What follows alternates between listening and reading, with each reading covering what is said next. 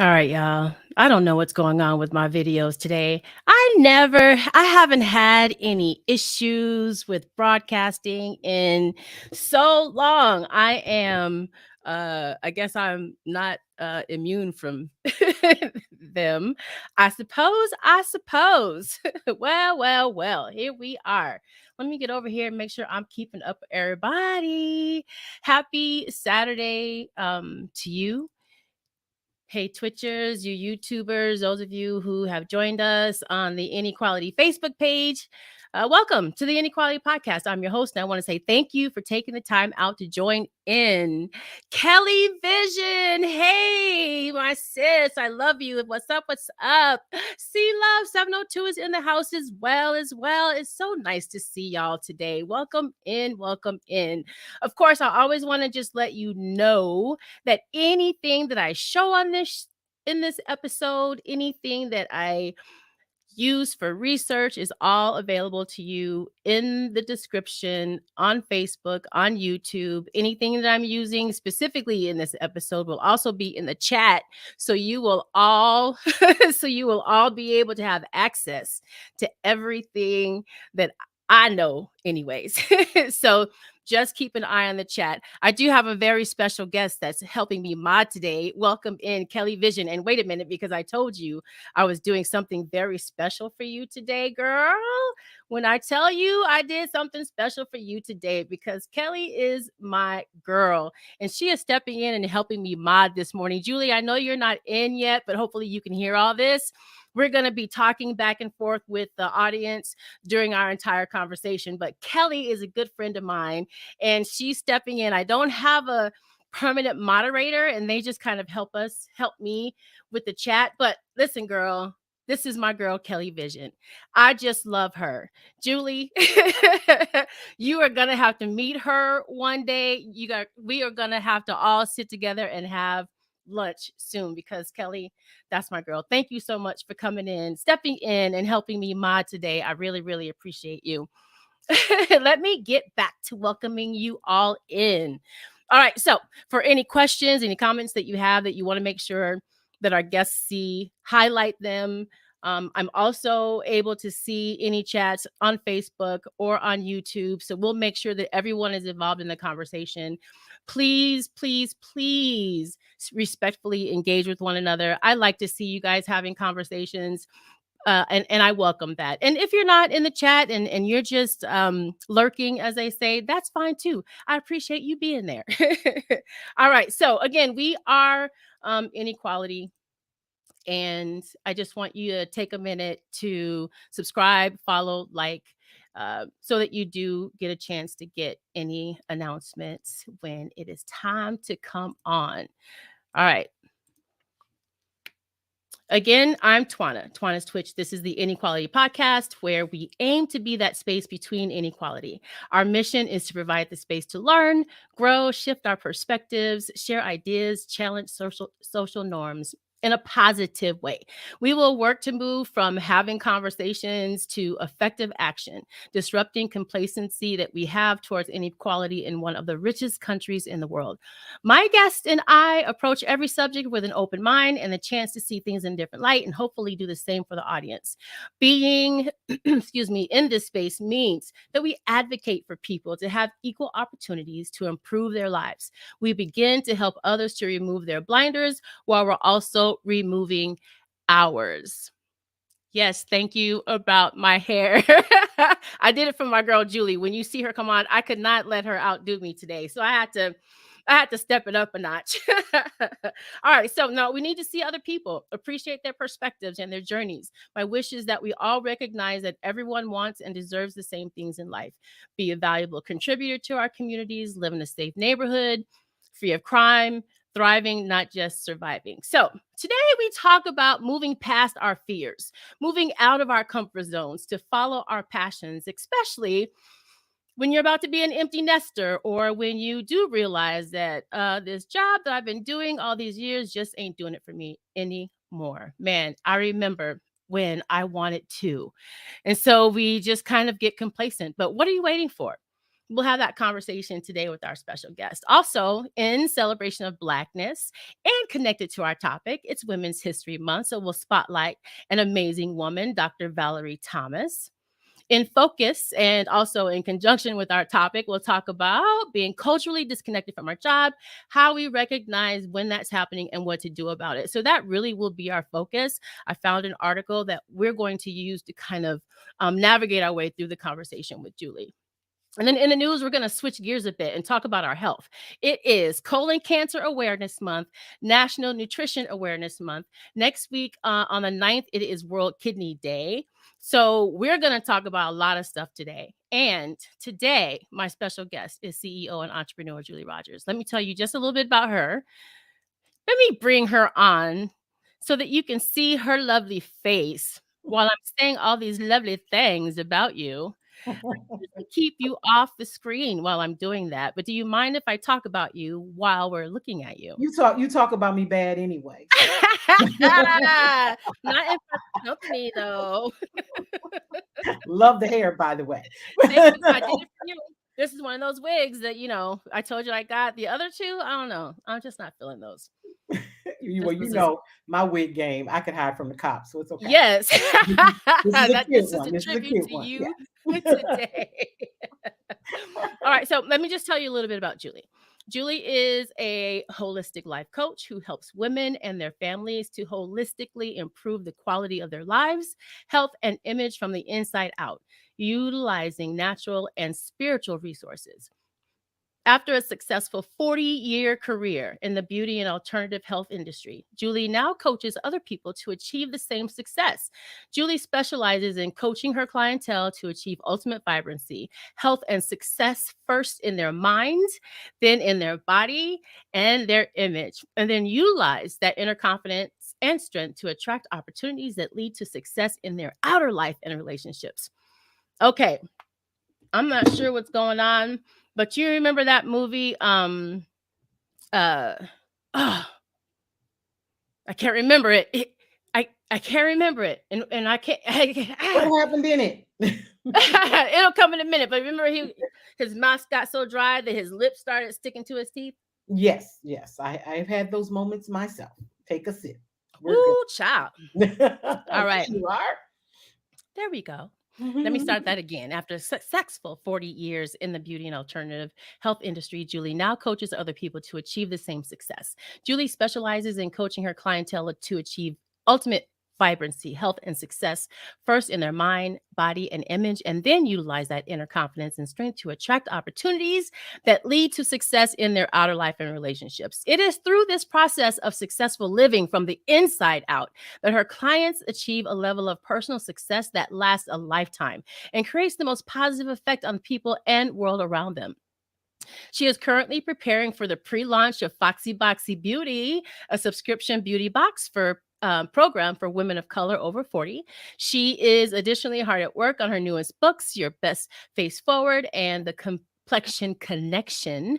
Her first book, The Spirit of Health, is the Knowledge of Self, was published in 1995. Other audio works followed, including her teaching CD titles, The Prodigal Winner, Clearing Your Field, the Plain English Herb School series, You're the Fat but no, I'm You're sorry. fat, but You're you fat, don't but have you a don't weight have a problem. weight problem. And Christ at My Table. For 5 years, she hosted radio talk show The Spirit of Health on station 1340 AM WICB in Washington, D.C. Her work has since helped thousands of people to become more physically and mentally self-aware while being accountable and proactive in their own lives. Hello, my friend, and welcome in. How are That you was doing a today? lot. Girl, Thank well, you that's for because you having you me. do a lot. I do too. My kids say I do too much. Well, I don't know that you know what that is or what that looks like. Somehow I don't think they mean that in a good way. But you're looking good. You're looking good. Let me before we dive into really introducing yourself and talking about because I want to know what the best part of your week was. I want to just say, hey, um, C Love. I just want to just make sure that I'm getting everyone as they're coming in the room. So C Love and Kelly Vision are out there having a great conversation among themselves. Julie, you should be able to see the chat as well, so you can follow along with me. Hopefully, Should I be in private chat or in comments? you should be in comments. That's why I can't see anything. There we Yes, private chat is just for you and go. I. There we go. Kelly Okay, okay. Vision I'm gonna loves do your that. hair too. Yes, Hey, Kelly. television. This Thank is you. where she inspired me to get these wigs. So I bought these 3 wigs thinking that I was, oh, I'm going to be saucy because, I I like was in C that. Love. She said it's the gorgeous hair club. Yes. Look, I almost wore my red. I almost wore my red fro. We would have been twinning. Oh, yeah. Well, it's a good thing you didn't. You read the memo. You got the memo. So, so tell me, girl, what was the Yeah. best part of your week? Oh wow. Let's see. I spent time with my grandchildren, and let's see, and um, one of my celebrity clients reached out to me, and so I'm going to get to see her on Monday. All So right. that was fantastical. Um, More work on my um, other book, Journey to Bemina, which stands for Beauty is My Name. Remember that, because later on I got a gift for you and your tribe, and Yes. that all they have to do is drop an email, and I'll be sending y'all some goodies. So Perfect. I'm working on this whole. I'm reaching out and working particularly and looking at women to help who are 50 plus, 45 plus, because we're sort of anti-aging and restarting our lives, reinventing ourselves. So Yes. I'm really heavy into getting this program done, that includes a book called Journey to Bemina, which is a story of 4 women over 50 I, who I are and I get restarting I their really lives. get goosebumps every time you say the name. Yeah. I'm privy to knowing the story, and I'm telling you, it is an amazing, amazing story. So let's do that. Let's jump back. Let's really introduce ourselves to the audience. All Hmm. right, since Hmm. we're kind of having a conversation about business and stepping out, even when you're afraid, and then dealing with our health, because we are at that age where we've lived all these years not really paying attention to it, and then bam, you got to pay attention to it now. Hmm. Hmm. Right? You do. So Hmm. we're going to have a great conversation, but let's go back. Where did you grow up? Tell us about your youth. I am, girl. That gonna go on too long. You know, Well, I'll be 60 next month. Yeah, I don't know if you want me to start that far back. When three I was chunks. born, I was very young, and very, very little. I'm a native Washingtonian. I'm from Washington, D.C., native Southeast girl. So if somebody says to you, I'm from D.C., and you say, what part? And they say Arlington, they're from Virginia. Yeah. You say, what part? And they say Bethesda, they're from Maryland. Maryland. So the only Yes. people who can say, I'm from DC, and they're really from DC, is if they say, I'm from Northeast, Southeast, Northwest, Southwest. So I am a native Washingtonian Southeast girl. And I've actually lived in the DC area my whole life. I've never lived anywhere else. So, Nice. yeah, yeah. I So, love visiting there. yes, I love DC. It's a very balanced place. You get cultures, you get country, you get everything is close. I was talking with a cousin, and she was saying that she was moving to California, and she said a part of California, I can't remember, but I said, "Oh, how close is that to LA?" She was like 8 hours. I'm like, there's a Yes. state where you could drive for 8 hours and still be Still in the be in the state. same state. Yeah, see, in Yes. DC, if you drive 20 minutes in any direction, you will We're in end up in Maryland or Virginia. I love It that. is that tiny. And that's what I love about the East Coast. I do. Yeah, I love that about the East Coast. But we'll yeah. have that conversation later. I want to keep hearing about your childhood because I grew up in Phoenix, Arizona. So your your upbringing with all of the culture and bustle and hustle and people that look like you, And not politics. and politics, not at all what I grew up with out here in Hmm. Phoenix, Arizona, because we came when I was 5. So we left Chicago because My dad's father was killed 3 weeks before I Wow. was born. I never met him. Wow. And then my mom lost her dad when I was 4. And Wow. so they wanted to get as far away from Chicago as possible. But So, my in case you people ever on my wondered, daddy's side are from Michigan, from Benton Harbor, Michigan, which is right next door to Flint. And we would have to fly into Chicago and then drive another hour and a half to get yeah, to yeah, Benton Harbor. So, but that that's not Midwest flavor is a part of my family dynamic on my father's side as well. absolutely. So, Yeah. how many brothers and sisters do you have? I have three brothers, two in the middle from other mothers. I actually just discovered a brother after Ooh, 53 years. wow. 53 years. Yep, my brother Martin in Austin, Texas is awesome. And through ancestry.com. See, He I'm afraid of that. I'm afraid of Yeah, that. he was on ancestry.com, and one of my cousins came up as his first cousin. Out of all of these distant relatives, cousins 5 times removed, the one cousin came up as his first cousin. And my father is a child, a baby of 10 kids. Oh my And so goodness. we and 7 of them are boys. One passed away as a baby, but the rest is so it's like my father, 7 boys and 2 girls. So it was just really a matter of figuring out which of those 7 men, and it turned out to be my dad. So I got a brother. I got a brother. I met him just before my Okay. birthday. So I got a brother for my birthday. Yeah, 5 years. Kelly. Yeah. I was just Kelly, she said ancestry.com makes her nervous as well. Yes. Yeah. And Yeah. C Love is from Detroit. I do know that about you. Whenever I see something from Detroit, I try to send that over to her. So, Yeah, yeah. yeah. So yeah, it's been quite a reunion. And it's funny because my father was a police officer, and back in the 60s, police officers weren't allowed to ride in cars, so they had to walk a beat. And Wow. I said, how did you meet my other brother's moms? And it was, when you're a police officer, you are never cold, you are never caught in the rain, and you are never hungry. So they had stops along the way. Okay. Stops along the way. Is that where the song Papa Was a Rolling Stone comes from? Pretty much, I think they were. He in heaven now, and all is forgiven, so I can talk Yeah. about him bad. He can't get me. He hanging out with Jesus, so he's okay.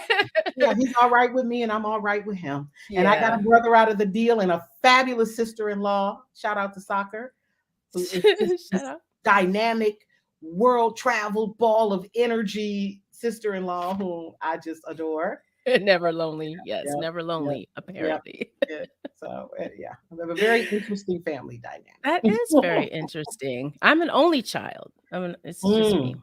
And yeah, only child and then growing up here without But you black know what's people. funny is my baby brother, same mother, and I are 8 years apart.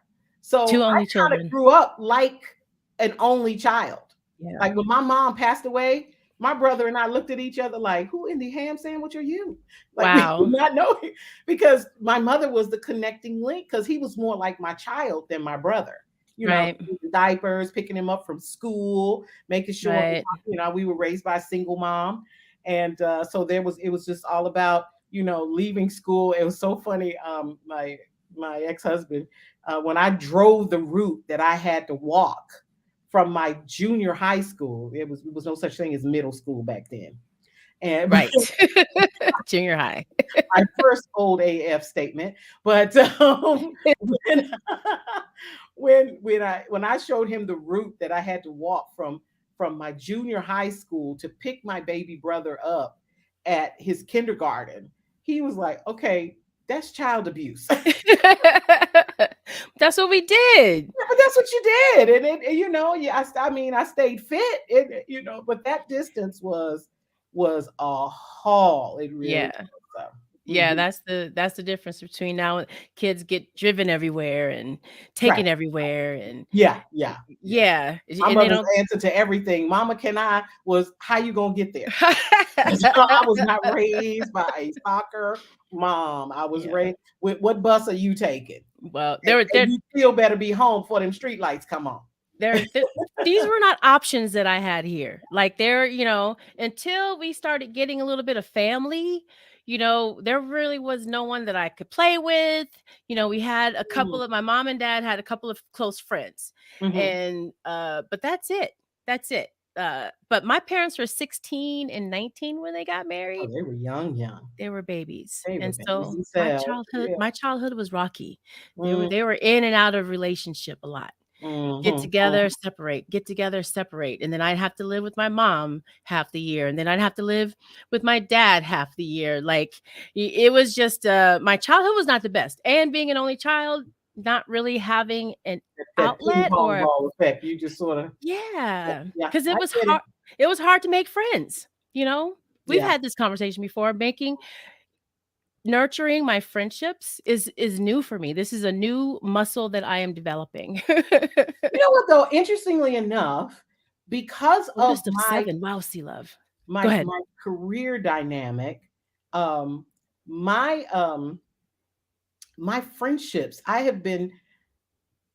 am now in active development of friendship, like intentional development of friendship, because for the last 40 years, I have lived out my social life from the facial bed.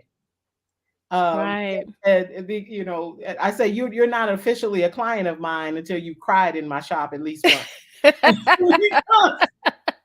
Don't hurt him, girl. No, Don't I hurt am him. better than no, I am better than a bartender, let me tell you, because my people will come and they lay on that facial bed and we start talking. And I never ran that kind of, I'm a licensed esthetician, so I've Right. been doing facials, and I have the unique experience that I average about 2 white clients a year, with the exception of a couple of spas that I've worked in. But my particular expertise is in women of color, Yeah. particularly African American women and other, brown people of color. That's Yes. my expertise. That's my sweet space where I heal skin.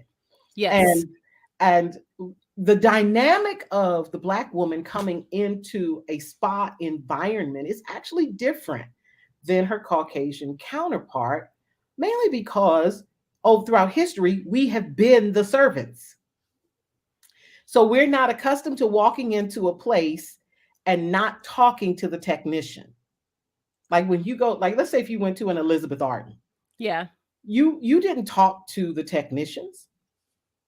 The technician talked to you long enough to find out what service you were getting, said nothing during the facial, and then after the facial just simply recommended products to you. I can tell you that does not work for an African American woman, because we live on relationship. Like how do Yeah. you and we are taught as a culture that it's impolite, like, Yes. to ignore a servant. Like, why To are you ignore saying thank anybody. you to the servant? So Yes. I would get it would be so wonderful. I started in the 80s. I came out of esthetician school in 1985.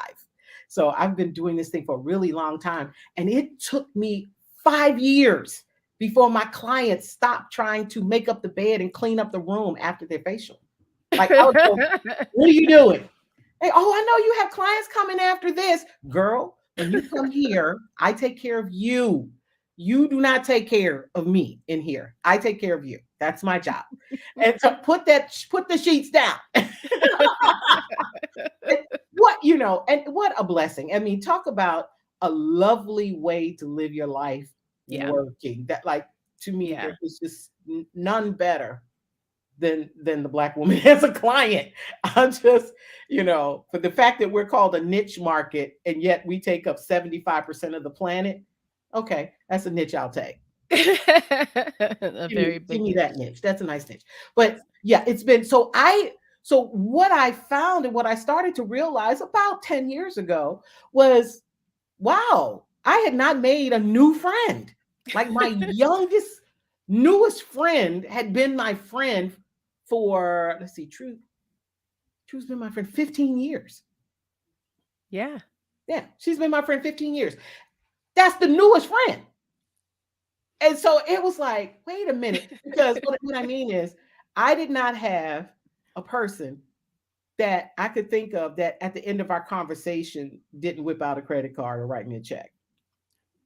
Right. But by the end of the day, I was good. I didn't have to, I did not need hug time. I didn't need no conversation when I got home, because we had talked about men, children, boyfriends, sex, spirituality and religion. We have cried, we have prayed together.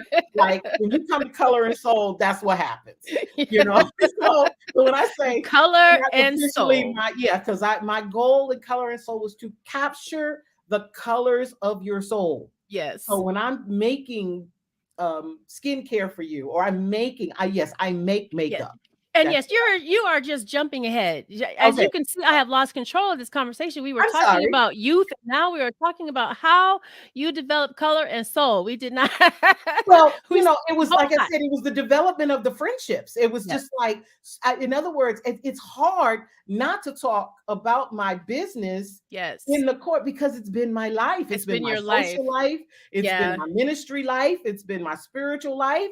It's been everything. Yeah. And And it's Kelly's so out here. intertwined. Yes, and Kelly's asking questions too. First of all, she says that you need to take this on the road and then come to Ohio. So she's in Ohio. Baby, I'm there. I'm actually working on a mobile beauty bus. So keep speaking, Kelly. Keep speaking it into existence, There because you go. There you yeah. go. So, And so as, and as, she's as my sweetheart says, soon come. soon And the come. answer, did I have a significant other at the Yes. time? Yeah, starting in 1993. So I came out of esthetician school in 1985. By 1993, first child. And then from then on, I had the first child at 29. I started my business at 22. I had my first child at 29, and my last one at 40. And so I've never worked a 9 to 5 job in my life. Yes. Never worked a 9 to 5. My children have come to work with me. They learn, shh, shh, mommy got a client. Except for my baby Anthony. I'm in there, I'm doing a facial, and I'm working the clients sleep, laid back sleep. And this is the other thing why I just love an African American woman.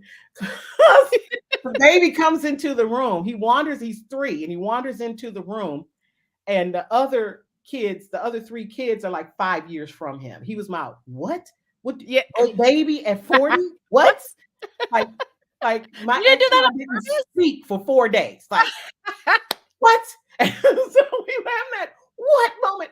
But so he was not, the other 3 are all like 2.5 years apart, because like had first one, and when she turned 18 months old, had second one when she turned 18 months old, had the third one.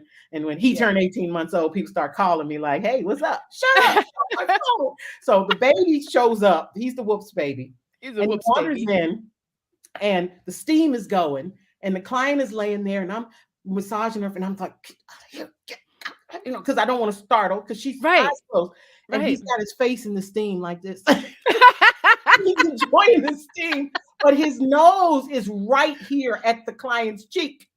And she wakes up and she looks over. I said, I am so sorry. And she goes, girl, I have 3 of him at home. It's fine. Yes, we understand. We But still that have that isn't that village what a real mentality. girlfriend would do? Yes. She didn't go off like, I am paying for a service. Yes. And, none of Yeah. that. She just looked over at him, saw his little face, and laid where, closed her eyes back. And, honey, I have 3 of him at home. It's okay. There you go. There you go. And Kelly, listen, Julie was to me the originator of matching your skin tone with her foundation. She would have to girl, I'll let you explain it to them because I don't understand the science behind it, but she did skin matching with her foundation and it was amazing. It was like you didn't even have it on. And now because we've known each other for so many years, now we are in this 50 plus group and your attention has really kind of switched from, you know, or switch towards us still taking care of our skin, because I think we take advantage of the fact that we just look good all the time. I mean, it feels good being black, don't it? When they tell you, "Oh my God, you're a grandma. You don't Yes. look like a grandma." It's like, "Oh, thank you. Thank you so much. It's just I because know. I'm black." Yeah. Yeah. Okay, and to that point, it is an industry wide issue Yes. that because as Black women we age well, that it is assumed that we're not interested in aging better. Yes. And so nothing, and of course nothing can be farther from the truth. We are as concerned about aging as anyone else, Yeah. even while we look really good. So but it's just that the dynamic is that we don't want to look like our daughters. You know, we don't want to dress like our daughters. We don't want to be as thin as our daughters. We tend, as a culture, we tend to want to look like our best self. Yes. And whatever that is, because as a culture of women, we enjoy being grown. We will say in a minute, I'm a grown woman. We Yeah. like we like embrace Yes, we do. our adulthood. We embrace our maturity. We embrace our wisdom, and trying to look like our daughters. We as you know, if you catch us in conversation and you see that one who's busy trying to look like her daughter, the conversation is always, what is wrong with her? What is wrong with her? She's a pretty That's her. woman. Yeah, You don't come need to on look now. like her daughter. Yeah, we Right. have curves because we had babies. And Yes. that is a that whole dynamic. And then there's the second part, and that is, particularly as African American women, we have been 85% without our men, but we didn't stop having babies. And what that left us as a huge population of single parents is, you spend a whole lot of time on them kids. Yes. You spend a Yes, we whole do. lot of time taking care of elderly, sickly parents. And you spend a whole lot of time at some point, in and out, or still in, loving on and taking care of a man. And you spend a whole lot of time answering to a boss and building a successful career, and breaking through the glass ceiling and Mhm. all of those things. And now you hit that 50 place, that where you've been something to someone else for so long. For so long. Your I whole life, remember really. walking into a store and almost burst into tears in a store because I didn't know my dress size, because I had worn elasticized pants and full dresses for so long because I was having babies, Yeah. and and nobody got time. So I chose nice, pretty Afrocentric, full blossom blooming, flowing clothes because I Right. could change earrings, accessories, beat my face, and be out. Because I Yes. got things to do. Right. And now I am sitting here with time on my hands because I am now an empty nester. My youngest is 19 and living with his father, Yes. so where he can go and learn manhood, because the marriage didn't work, but the man is spectacular Right. as a father, and as a man, and as a friend, and I give him all honor and respect. Yes. And when each boy, I have two boys, two girls, and so when each boy got to a certain age, I sent them to live with their father, because I believe that a woman can raise a lovely, compassionate, loving son, but I believe that a young man needs a man to teach him to be a man. Absolutely. So Absolutely. I yeah. agree. So I now did that the I'm same an thing with empty my kids. nester, Lord have mercy, I know what to do with myself. Right, And, and, right. and, and I'm in this wonderful relationship, getting married again. Getting married. And May May and let me 2nd. tell you, my Okay. kids have had to say, Mom, if you don't let this man take care of you, if it don't, Mom, it's your turn. My kids are saying to me, it's your turn. And I Absolutely. realized I didn't know how to take my turn. What do you mean? What do you mean? Like, it's so Yes. hilarious. The first dinners I cooked for my guy, I'm used to cooking for 6 people. And so Yes. I handed him a plate, and he said, I don't eat this much. and, and then when it came time to put the food away, he was like, Love, what,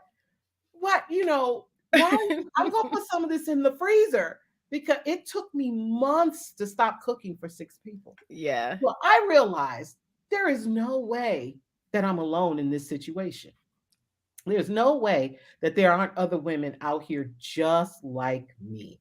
And listen, absolutely. I have no thoughts that my vanilla sisters don't go through the same things. Well, I know It's, Kelly had I seek my community first. It's like heal your house first yes, and then go get everybody else. yes, So and Kelly Vision had, chimed in earlier and said that so she has long COVID and it's really caused mm, some major hyperpigmentation on her face. But I mm. feel like as black people, that's an issue that more of us have than we even realize, even without having issues that caused it, right? Yes, yes. And Kelly, so what I would recommend that you set your focus on is your colon and your liver. Um, I got I got um, I got COVID 2 weeks after the shutdown. So when there was no therapeutics, when there was no vaccine, when there was nothing out there, you got it, and they just watched you to see if you were gonna go left or right. Because the reality is 97% of the people who got COVID recovered. It's just that so many people got it that that 3% was millions of people, Yes. you know.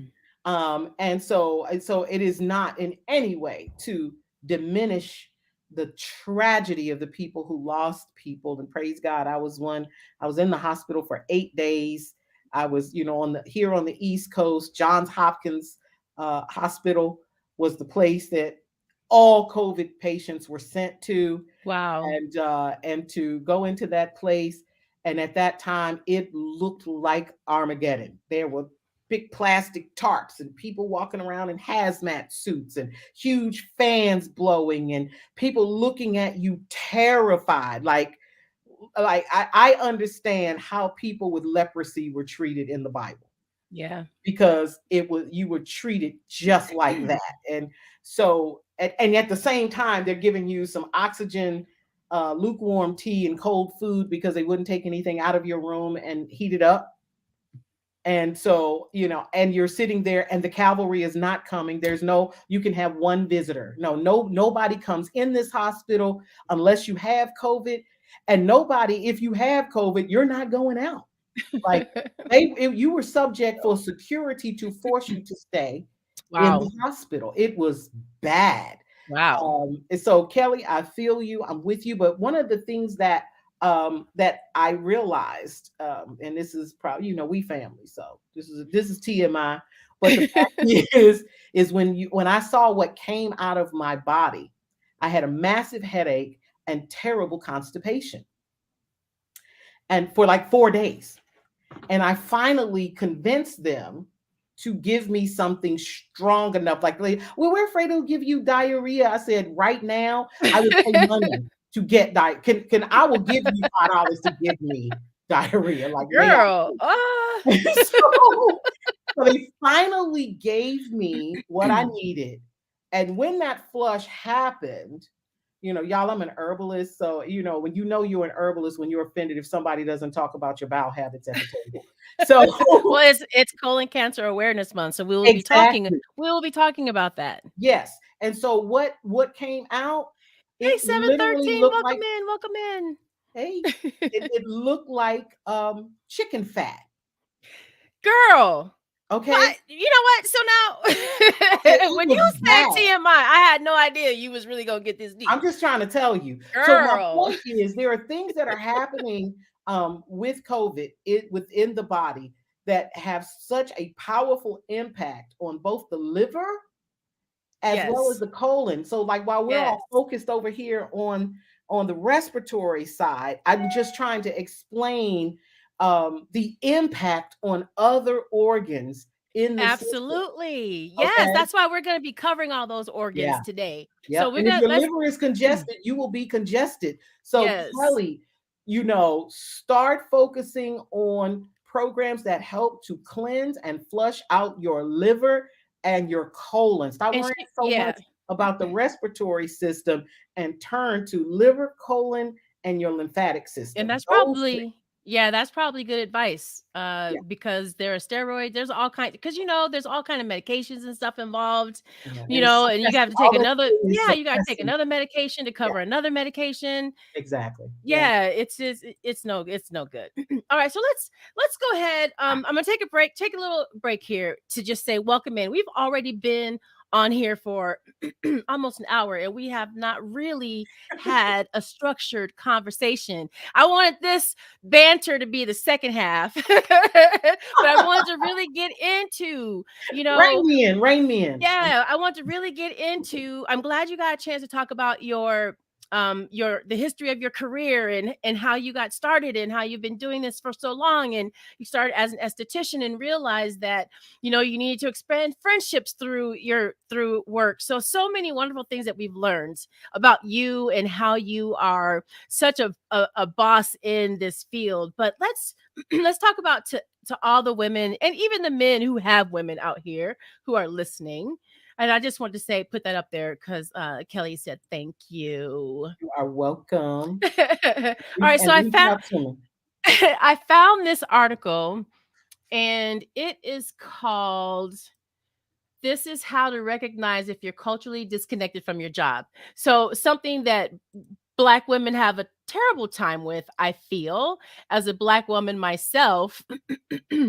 My last job was very um it was just very toxic, and by the time I left there, um I was a mess. I was a mess by the time I left, and it wasn't good for me. Um, and all the while, I'm sitting here trying to just fight because this woman is not going to take me away from my job, right?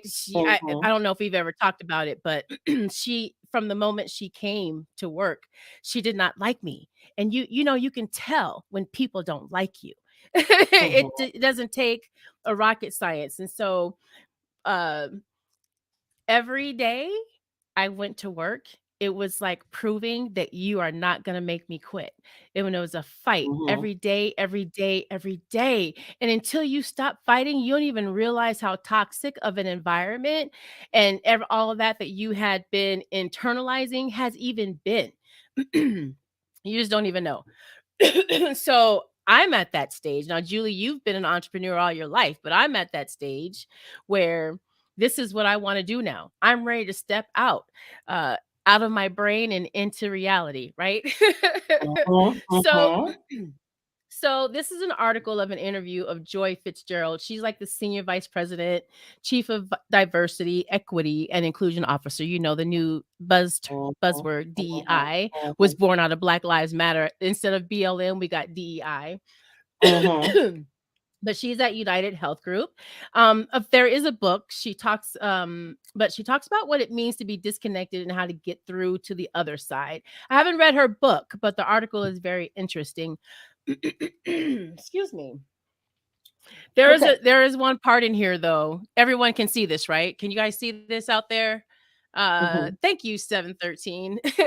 Just want to make sure everyone can see it. But they refer to everything that happened during COVID as the Great Migration. Where they like because mhm. of COVID, there was this great migration, and as if no, there was you guys told us not to come to work.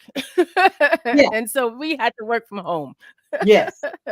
But but anyways, Yeah, and then a and lot in of us many decided cases was we like grateful working from for home. it. Yes. Right, we Mhm. like working from home, and as a matter of fact, if I can just do a little bit of my own stuff on the side while I'm working from home for you, I can build my own stuff, and that's just what people did. Mhm, But anyways, this was great. I wanted to just read this part. All right. So there was a season when I felt emotionally and culturally disconnected at work and in the city where I lived. I felt the beat of my life was off, out of sync and off pace. I lacked a genuine connection with my coworkers. There were many days I felt out of place. I desired authentic relationships at work and desperately wanted to feel like I belonged. When people feel culturally disconnected, and impacts every aspect of their life. It changes the beat and rhythm of your life. It is important to understand why you are in this state so that you can move to the next phase of self discovery. And that's where I want you to chime in, because you have conquered this phase of self discovery. So, talk a little bit about that. Well, I was introduced to entrepreneurship at 15 years old. It was an organization called Distributive Education Clubs of America. I think since renamed Marketing and Distributive Education Clubs of America.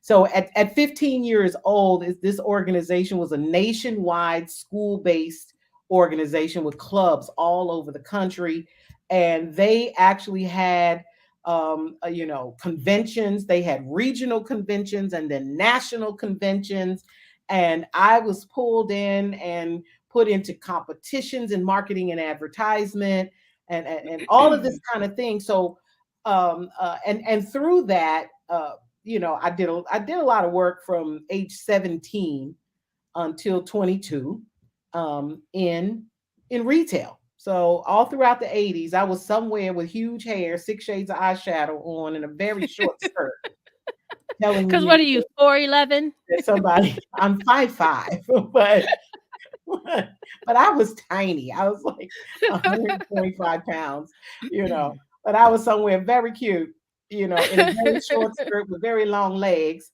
talking about how fabulous somebody else's product was. And then, and then it happened that I actually became a Mary Kay consultant. Shout out to Mary Kay. I got Shout saved out to Mary Kay. Who out has to Mary not done Kay. Mary There Kay at there is some enough point? room for everybody. But the problem was I dropped out of college to do. I was a journalism major in college, and I dropped out of college to do Mary Kay, which did Ooh. not go over well with a mother who, at my mother's death, she was a principal of a middle school. Okay, my mother, a stellar educator, committed to the DC public school system for 36 years of her life, and her daughter dropped out of college. This went over Yes. really, And really Avon, well. yes, 713. We forgot about Avon. Shout out to Avon. They Yes, had some of the exactly. best fragrances. And I yeah, love them. and since we're talking about that, shout out to Madam C.J. Walker, who created the original platform that Avon mimicked in the way that cosmetics were sold. So that door to door cosmetic selling originated with Madam C.J. Walker, whose consultants, when the average white man was earning $7 a week back when Yes. Madam C.J., during the Depression, Madam C.J. Walker's consultants were earning $28 a week. Okay. Yeah. And she is the creator of the sales system of network marketing cosmetics that Avon took and used and ran with. So, There you go. so Madam C.J. Walker predated all of that. That is the reason, Yes. actually, they created the Board of Cosmetology, because so many Black women were earning so much money that they lobbied to and make the government require that you be licensed and that you operate in a salon versus working from home, because Madam C.J. Walker had Black women working independently from home, making 7 times more per week than the average white man in Girl, America.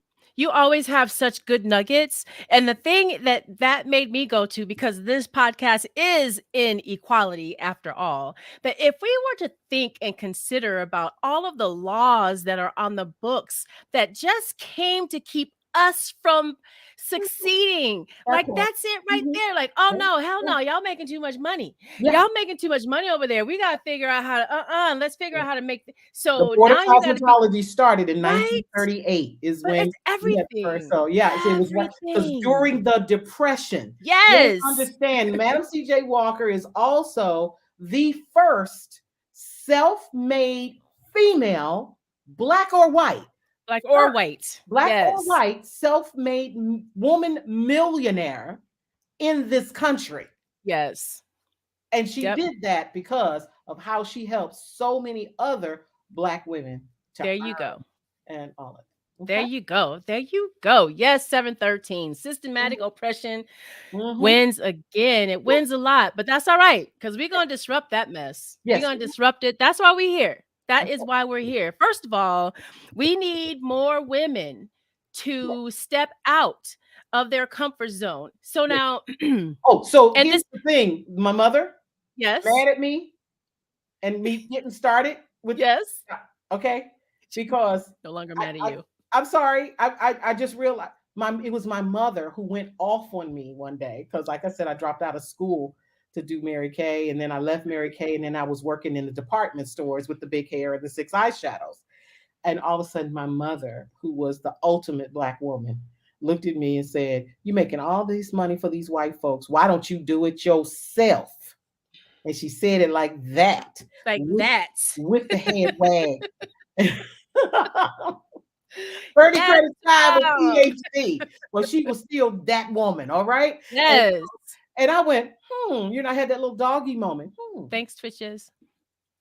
Hmm. And I walked into my mother's office. She was at this time she's a principal of a middle school. And I walked into her office and I said, "I'm going to start my own makeup company. And I'm going to be the president and you're going to be the vice president, but I don't know how to be president, so you have to teach me. You have to show me how to be president." And she went, "Let me get this straight. You're going to be president. I'm going to be vice president. I got to teach you how to be president, but you tell me what to do." Exactly. Thank you.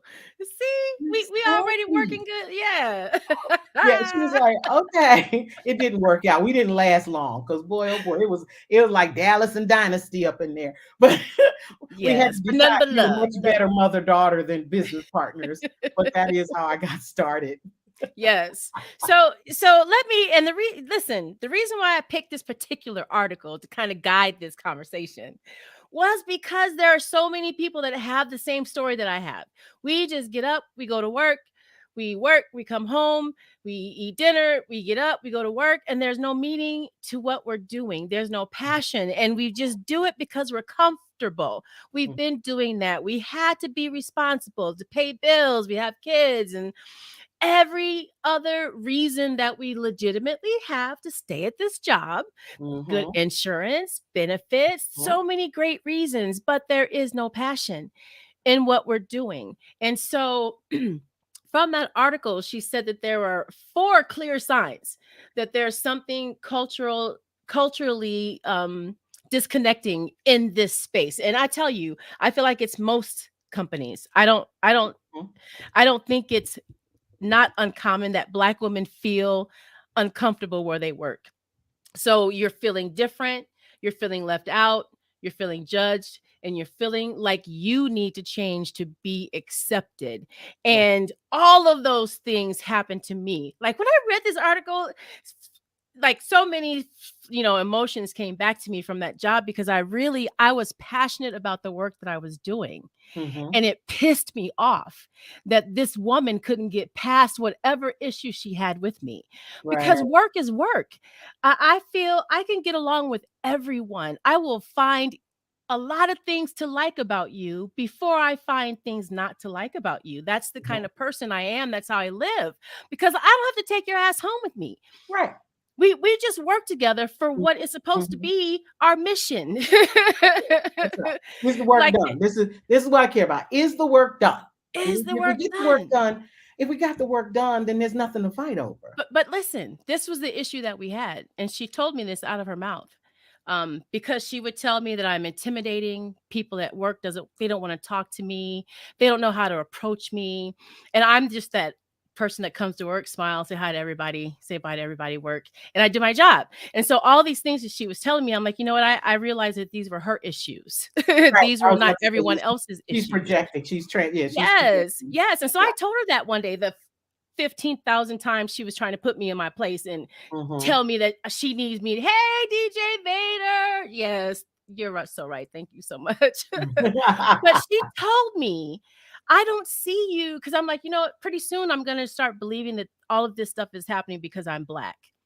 Mm-hmm. Because at some point Yes, you ma'am. just gotta open your mouth and say it, because Yeah. I'm not Yeah. gonna pussyfoot around it. Mm-hmm. And so then it was like, oh no, I don't even see you as black. Aha. And there it I is. see you as a good program manager. She saw me for what I did and Mm-hmm. not for who I am. Right. And that was the culmination of what our relationship was. And I think a lot of black women are that way. They feel different. They're feeling left out. They're feeling judged. And it's not even those of us who are over 50. I have to believe that a lot of our younger women are feeling the same Oh, way. especially, and that is the thing. My commitment to working with and healing and helping women over 50 to reinvent themselves is so that they can be a support to our young, older 20 somethings, 30 somethings, and 40 somethings, because that group needs the support and the anchoring, and you can't give it to them if you are angry, insecure, bitter, and lost yourself in how you are now in this new space, age, and wisdom going to navigate the world. We are supposed to reach back and grab our little sisters. That's what Yes. we're supposed to do, and Yes. give them the wisdom and the support that they need. And you can't do that if you're bitter, angry, and ugly with the world, Yes. which life will do. Look, I've survived COVID. I've survived, sick children. I've survived an abusive second husband. I've done a lot that should say, Yeah. F all y'all and go to bed. You know what I mean? How is Yes. that productive in any way? That's Yes. not productive. And so, so we fight the battles. We learn to choose our battles. And we also get to the point where we realize true power. See, power is Power. perceived. And Power. and so when people like this lady you're talking about step into the arena, she had to make you feel powerless because she felt powerless in your presence. The power Yeah. of your presence overwhelmed her. So we start the gaslighting to make it seem like there was something wrong with your personal positive power. You didn't say you walked in there rolling your neck. You walked in pleasant and good mornings. And sometimes even that's too much. That's especially coming from a black Insecure woman. people. And I command presence when I walk in a room just because of my stature. Like I'm not a little girl. Yeah. Like I am 5'7" without heels on. I would Mhm. get me in my good heels. I'm 6 feet tall. Easy. and Yeah. and I love doing that sometimes. Mhm. Just See, putting on I couldn't exist in that environment.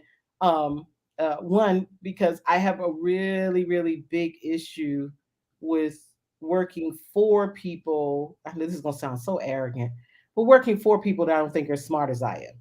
Like when you're ordering me to do something and it does not make sense, and I know that it's not going to work, I got big problems doing it anyway. yes. I really do. I was like, that's not going to work, Right. and then you're the one that gets picked on and everything and blamed when you told them, y'all, you know what, y'all, this isn't going to work, and Right. nobody listens, and it all goes blown to hell, and then somehow it's your fault. And I'm Yeah. going like, no, I can't. So I had to be. But it's Your own something that boss. Willie Jolly said that I thought was wonderful. He said that his father told him, you have 24 hours in a day. You spend 8 of it sleeping, get your rest. But then you give the man 8. He gets no more than 8. And the other 8 is dedicated to your vision. Yes. And if you work 8 hours as Yes. hard for yourself as you do the man, Mhm. you will find that you'll probably make 5 times more than the man is paying you. Because, really, a job is jumping out of bed just over broke. They there you go. That's all we're doing. We are just working to pay bills and buy stuff. And the Like, that's babysitter, it. working We for the work babysitter. we we Got work your kids in to pay daycare. bills and buy stuff. That's why I'm Yeah. telling you, like my whole attitude, my whole perspective is switched. This is the foundation year Yes. for me, and I am really hoping. I'm hoping that we get to build this tribe here on inequality, because we are moving past just having the conversation. We're having some good ass conversations over here. Don't Yes. get me wrong, Yes, but we we are. are moving past having the conversation to effective, all the action that we need. Mm-hmm. I Mm-hmm. like you. Mm-hmm. Sometimes I like you because anyways, it's a Twana thing. I have my own. I live in my own world sometimes. It's okay. I speak fluent Twana. It's okay. Right. I could not appreciate my own world until I realized, oh yeah, I've made a pretty good space over here for myself. Yes, exactly. So awesome. The one thing that I love about you is your spirit. And I feel like as Black women, we are just we're holding on to so much. We're carrying so much that sometimes it's just hard to see how things can be, how we can do the smallest things to just make every day. Just do one thing every day to get Mhm, towards that goal. As a matter of fact, I heard Tony Robbins, used to be a big Tony Robbins fan until mhm, COVID hit, and then he became a trumper to me. mm. But he said one day, we go to school to learn, to get a degree.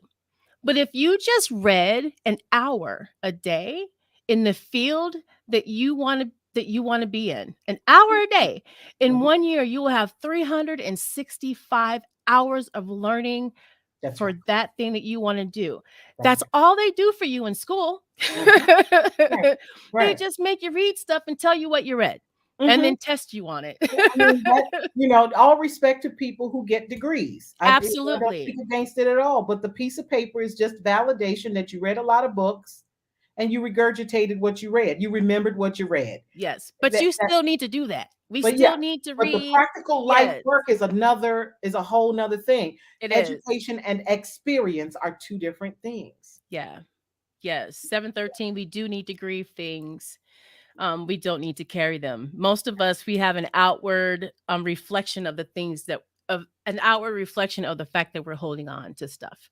Right. And so it's very easy to see. And yet we I should have had the mask poem ready for today, because I feel like that Paul Lewis Dunbar, that Mhm. poem just Yeah, encapsulates to me.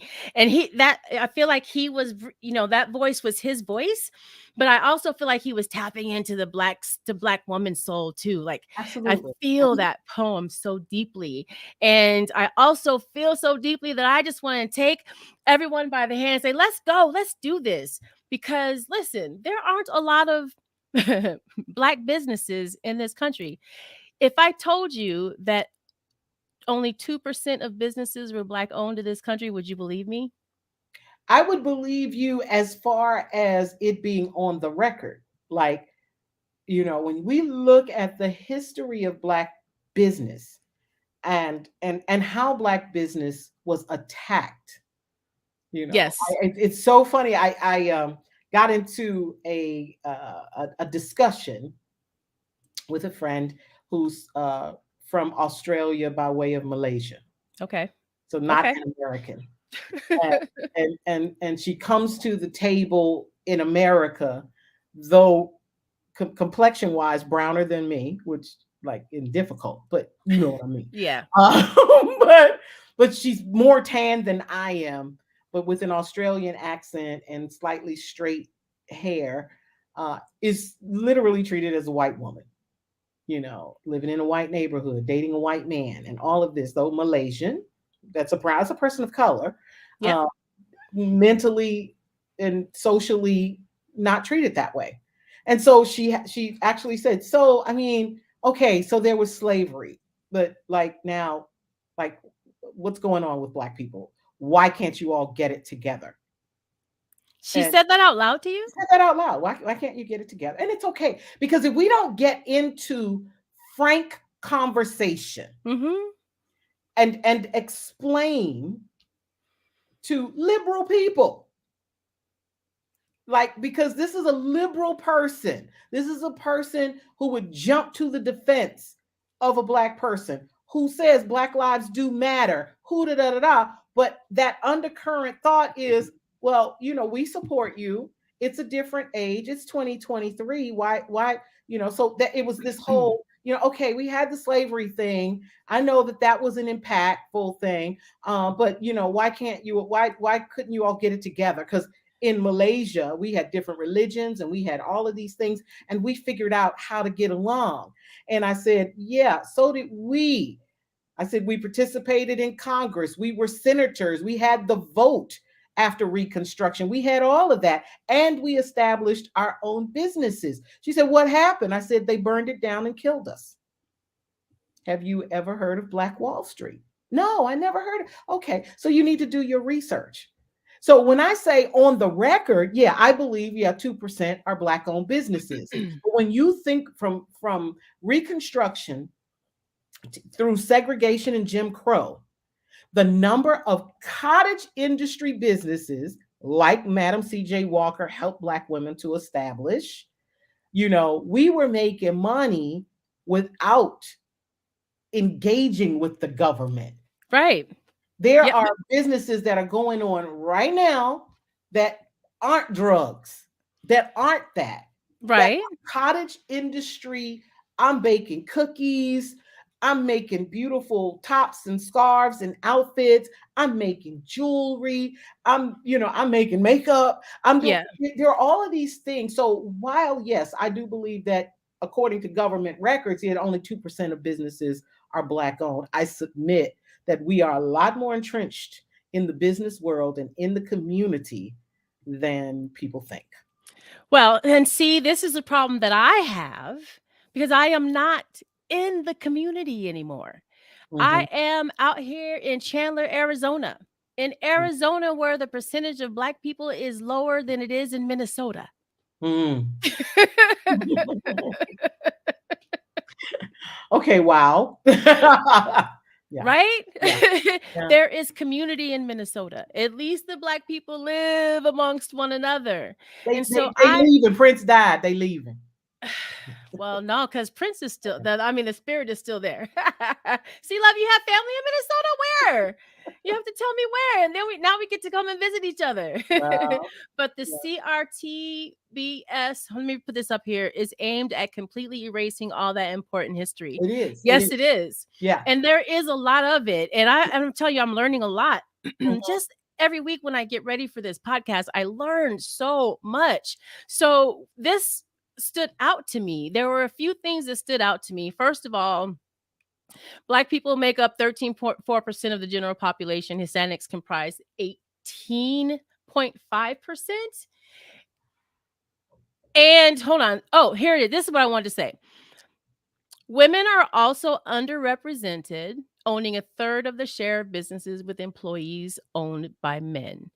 The report identified disparities beginning as early as high school, where only 7.4% of Black and Brown students are required to take financial literacy class, compared to 12% of all students. First of all, I did not realize that they even still taught civics in high school. No, right? Yeah. Racial and ethnic minorities are also afforded less mentorship from their communities, as Mhm. only 6.7% of business program faculty are Black or Hispanic. On average, Black entrepreneurs begin with $35,000 in capital, while white entrepreneurs begin with $107,000. Now, listen, after 2023, I am no longer going to compare ourselves with white people. I Yeah. feel like there's a point where we need to stop comparing ourselves. Yeah. However, I need to see more progress and for me to stop comparing because Mhm. of the fact that our ancestors built this place. And as you mentioned earlier and brought up, so many laws have been constructed to constrict us and keep us in our place and only let certain ones out. And like the whole system is crafted in such a way. And so, yeah, I see stuff like that. And I'm like, all right, this. Doesn't even make any sense. But I'm going to take it a step further because I'm going to I don't usually give all of these statistics and stuff on my show because I feel like it kind of sucks the life out of the fun. But Mhm.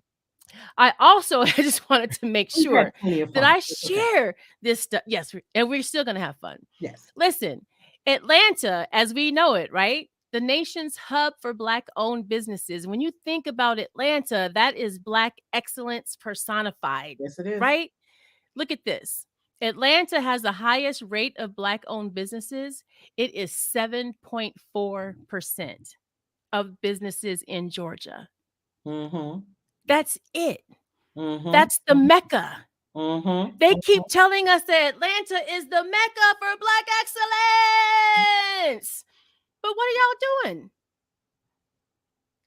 But I feel this way about all of us, and I'm not shaming anyone. I don't want anyone So to feel shame. question, what are we doing Yes. in what way as far as mentorship, as far as investment, the what is the scope of your question? What are we doing? What is What are we doing to help one another okay. pursue our dreams? When you Mhm. see that Black women or Black people only $35,000, how do we help one another? What do we do to improve one another? How do we turn our mentality from crabs in a barrel to Mhm. ants? Like that's literally my focus of my show. We Yeah. need to go Yeah, from and this see to my that. experience, my dynamic experience, Hey, spiritual thought particularly leader, welcome to the show. It's so good to see you. Sorry, I had to say hi. That's my pastor. I had to say I hi. pass. I'll be good. Thank you, thank you, thank you. And listen, streamers, moderators, anyone who's in the Twitch stream, please put in your links. Everyone who's come in that I have shouted out, Julie. I don't know how familiar you are with Twitch, but it's a wonderful community over here, Mhm. and they have just embraced me in ways that like strangers. These are like strangers, and they embraced you and support you in ways that you just could not imagine. And so, if you're a streamer, if you're a DJ, please put your links in the stream. I have to make sure that I say that more and more and more and more. I'm new to doing this, Julie, in Twitch. There is a Mhm. system and a way that Twitch works, and you got to Okay. learn how to do it, or Yeah, you will I get will left be behind. learning. I will be Or you, because the coming soon is my podcast yay! called Beauty is My Name. And that is, and it is that is the podcast that is dedicated to grabbing our wise, mature women Yes, and being that support system that helps them move to the next level yes, in personal reinvention. We live and we learn until we die. yes. For a beautiful woman forever. And it doesn't change. I used to laugh, say, I was beautiful before the children. And Oh, uh, I remember my I remember my daughter when she was diagnosed with lupus. She was on heavy, heavy, heavy steroids, and steroids thin your skin. And so here this 14-year-old child has like stretch marks like a woman who's had triplets, right. because of the damage it did to her skin. And we were all going to the pool, and came out and she's not dressed to go to the pool. Why aren't you going to the pool? I can't go to the pool. I can't put on a bathing suit. Why not? She said, because I'm ugly. I said, you are? She's like, yeah, all these stretch marks, I'm ugly. I said, Oh. oh, okay, well, I gotta go change. And she said, why? I said, because I'm ugly. Mommy, you're not ugly. Well, I have to be because out of all four kids, you're the one that looks the most like me.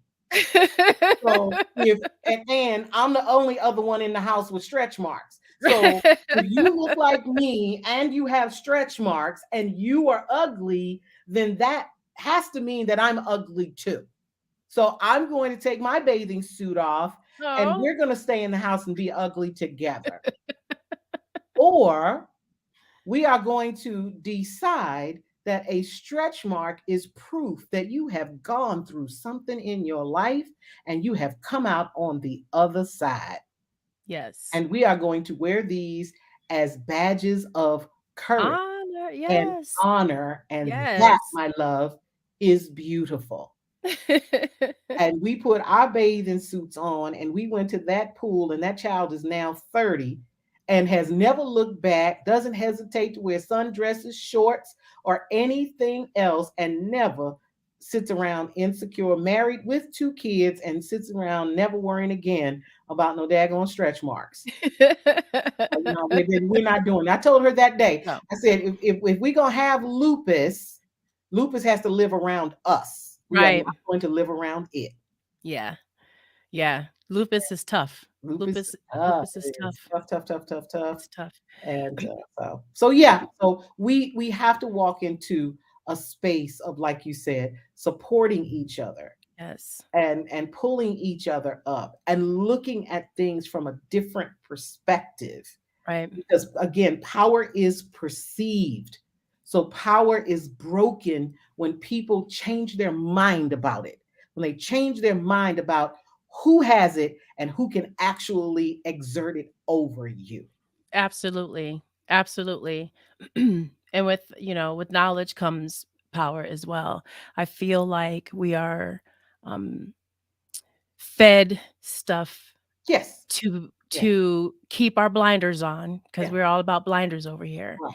And I as I prepare for these topics and conversations, because you can see you're my good friend and I still study my ass off for this interview because Oh I my want to make sure that I had some good content to share with the audience, because we need to know the real truth. And Right. now, while Black people are doing better, there Mhm. is just so much more that we can do and that we should do and that we should want to do for one another. I want everyone to live heaven on earth. When I got that aha moment, heaven Mhm. on earth. That's it. Mhm. That's my goal, heaven on earth. And now I Right. want everyone to be able to live that. But I just want to share this last article, you guys, and then we're gonna get back to just rolling and having a little bit of fun because it's time to switch to our health. Um, but this is Pew Research Center, who to me has really good um they do really good work. They have good publications. Their research is very factual, and so I really love them. But this website is a very detailed description of the state of Black businesses from a not, Black perspective, but from a white perspective. I have to keep that in mind. This is not a Black publication. This is Black business and white perspective. But it was still very interesting because they're the ones that gets all of this data. And speaking of power, they consider power how much money you are making in your business and how many employees you have. Mhm. And in Black businesses, we may have a lot of cottage businesses and a lot of own businesses, but we are not employing people. Most of our businesses are just sole proprietorships. And so this website really breaks everything down. So I'm just kind of scrolling down here really quickly so that you can see. And again, this is in this is in the chat, in the information. If you're on YouTube or on Facebook, in the description, you will find this article. Um, and then always love color coded maps. They make so much more sense. They kind of give you a really big snapshot, a good snapshot. But just look at where the Black owned businesses are, which is where they should be. But still, knowing that we only have 3% um, of businesses in this country was very disappointing when I found that out, because I didn't know that until I started doing the research. Mhm. But there is so much access. Like the highest sales I ever made in my business in the course of the time that I've been selling cosmetics and so on and so forth was actually in Des Moines and Waterloo, Iowa. There's Black people there. Yes. At that time there was the black population in Des Moines was 5,000. And then Waterloo, was actually a very black community in the middle Mhm. of cornfields in Iowa. But here was the issue. It was that black people had to drive an hour and a half from Waterloo to Des Moines to go to a department store to buy their makeup. And because it was so little demand when you got there. The makeup that was at the counter was old. Like literally, I went to the store, asked for something just to see what would happen, and the lady literally took a box out of the showcase and blew dust off of it. Here you I go. watched this happen. And so at the time I was on television. I was on BET. I am America's first black female game show host. And so Oh, no, no, I, no. I I am did that, but actually Googleable now. You can actually Google "Tell Me Something Good" game show, and my name is spelled wrong, huh? You know. So and it was funny because at the time there were only 30,000 homes wired in DC for cable. Cable was new. yeah. And another old AF moment for Julie. But yeah, there was no cable, y'all. There was no cell phones. There was no cable. We still had like real answering The machines. machine. The Yep, yep, yep, yep. machine. Oh, by the way, Yes. that you couldn't access remotely from your phone. You had to go home and rewind and turn the thing on to see if Yes. somebody left a message. Okay. So this is how far back we go. And so there were only 30,000 homes wired in DC for cable. So I'm here on BET, 20 million viewers at the time, but only 30,000 of them were in DC. Right. When I got to Des Moines, and child, let me tell you, I was the shiznit. Okay? I was hosting concerts. I was at barbecue appearances. And it was because there were no black radio stations in Des Moines. So black people would turn on BET, turn on the television and listen to black music all day. Yeah. And so they were watching me every day. So when I showed Wow. up, it was like, we see your show all the time. It was hilarious.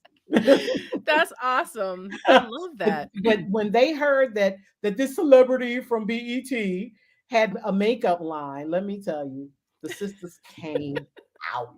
I I did bet. that was the highest, my career highest sales in 1 week was there.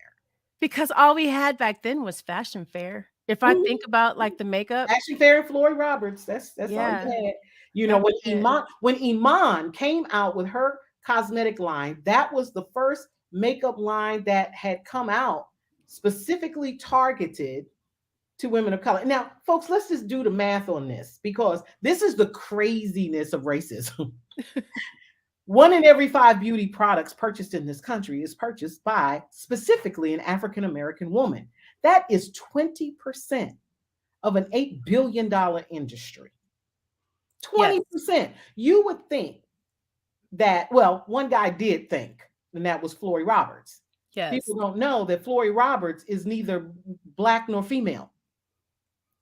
What? Floyd Roberts was created by a Jewish man What that's and that's and not named it surprising. after his mother, who now is a woman in her 80s or 90s who does TV commercials about cover up makeup for veins on your legs. Oh, I think I've seen that. You've seen this white woman coming on. That is Floyd Roberts. Oh, Her okay. son saw Context. Fashion Fair and how successful Mr. Johnson and his wife were with Fashion Fair because Mrs. Johnson went to Europe. One, convinced designers that black models, because of our natural rhythm, posture from carrying baskets on your head, African, that all of that models, black models, were perfect to walk their clothes. And they agreed. They started using black models and saw that natural rhythm and flow and the way that they walk, but there was no makeup for them. And so Mrs. Johnson created fashion fairs so that the models would have makeup. The problem is that she based the colors on European standards of color. And Yeah. that's why we're so orange. Yes, all the time. Yes, You're either because orange or pale. right, we're either orange or we're very beige. And it is because we operate on a color theory that was not designed for us, which is why when my book Complexion Connection comes out, you will see I wrote a new color theory for for black skin that is very, very Okay, different. Kelly.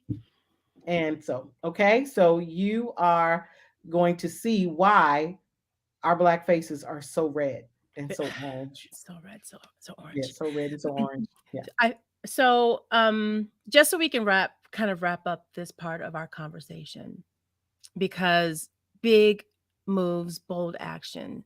It's easy to say, but it's not always easy to do. No, it's not. It's not. And how did you, and I know that this is something that came to you at a younger age, but you are still pivoting right now. I am. I am. So how did you decide to pivot? And was there some self-doubt? Did you Didn't you talk to me day before yesterday? listen, it's important that we share our Yeah, experiences, yeah, because we are not alone. We are not alone. This is how we go from, right. that crab in the barrel mentality to Yeah. everyone is going to make it. There is enough space in this Anybody who world. says I am self-made, or says it is lonely at the top, what that means is Yeah. you had a very selfish life. Yes. You ought to have a Absolutely. whole rack of company at Yeah. the top You should. because somebody stepped up to help you. Somebody gave you a break. Yeah. Somebody gave you the right referral. Somebody did something that helped you move from level to level to level to level. And for you to say, I did it all by myself and everything, means that you are ungrateful and led a very selfish life. Yeah. Get over yourself and Yeah. think back. And I Yeah. think you will find people that you can bring right up there to keep you company at the top. So that's the first thing I'll say. The second thing, yes, you're absolutely right. COVID, let's put it this way. COVID and a business that puts you 8 inches from people's faces.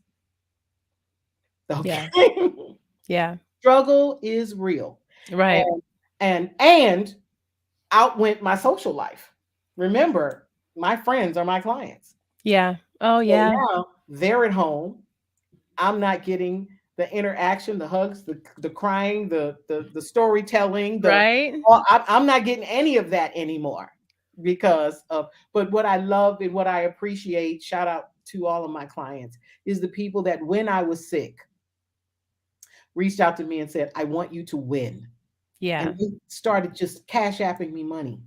Like, That's here's a awesome. little something for your bills. This is a little something. You don't know. You don't have to. I say, okay, just let me know. I'll keep a record. You can add it to a facial service or when this thing lifts. No, no, no. Don't worry about that. I Yeah. just want you to still be here when this thing goes away. you Yes. know and Yes. so I am grateful to God for that. But the pivot has come in technology. It is learning how to utilize platforms like this. Thank goodness, because I custom blend, I'm able to custom blend.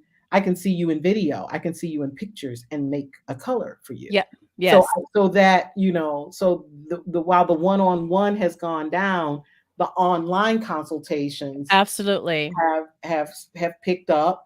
Yes. And now I'm developing a whole platform where you and I can have conversation just like you and I are, Twana, and you can watch me custom blend and make your makeup while we're talking.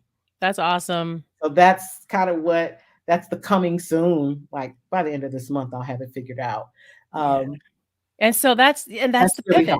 helpful. That's Yeah. and teaching, because I've been doing this for 40 years. This is my 40th year celebration Wow. in health and beauty and skincare. And so I feel like it's time to start teaching. It's time to start, so there's some skin analysis certification courses that I'm developing, and some makeup, pro MUA classes. Of course, I'm certifying people to as a blendologist for color and soul minerals. And so I make mineral makeup for women of color. That's what I do. Yes. And so I made everything on my face, and Okay. I Spiritual thought I leader have says no liquid on congratulations. my face. This is all powder. All powder. I And, love it. Spiritual so thought leader says congratulations. Thank thank you, you. thank you, thank you, spiritual thought leader. And yeah, Yes. so and see, love, yeah, it is cool. It is. I love what I do, but I do see the value in shifting how I do it. Right. And that's very, very key when it comes to pivoting. We sometimes we think that the one good idea we have is the only good idea we have. Right. Right. When the fact is, the truth is that opportunities are every single day. And it really is a matter of which opportunity you want to choose. We are Yes. never short of opportunity. Again, Yes. mindset. If you believe, see the mind and the words that you speak are magnifiers. Energy is energy. Yes, it is. Energy magnifies to the negative or to the positive according to how you direct it. And the way that you direct it is through the words that come out of your mouth, the thoughts that you have in your head. Change your thinking, change your words, you will change your circumstance. Absolutely. And then get some courage to face those fears, Right. because we no longer need to work in toxic environments. Right. Like, we do not need to be in places that don't consider us culturally. We don't need to be in those spaces anymore. So it's time to create our Right. own spaces. And listen, we all have great ideas. And again, everyone's not meant to own their own business. That's not what I'm trying to advocate here. But if you are not happy where you are, Right. you And there need to. is such a thing as engaging yourself. Okay, you don't have the star. You like you said, everybody is not, you can't have all Yeah. Indians, no Indians. I mean, everybody I get tickled a lot, you know, with like new age black people who always talk about in their past life they were kings and queens. I'm like, all of us? Like none of us were water bearers, none of us were bakers, Right. none of us were maid servants. Like, how many times did Cleopatra reincarnate, y'all? You know? or else that one king was very, very busy with Yeah, all the he's just women very, in very the busy. in the kingdom. Everybody, nobody in their past life in Egypt was ever a servant. I'm like, and because there's nothing wrong with that. There's Why are nothing you wrong with fighting that. that? So, Absolutely. so the thing is that there are people. I break my relationships down. I call them ravens. I call them um, accountability partners and cheerleaders. Okay. Yeah.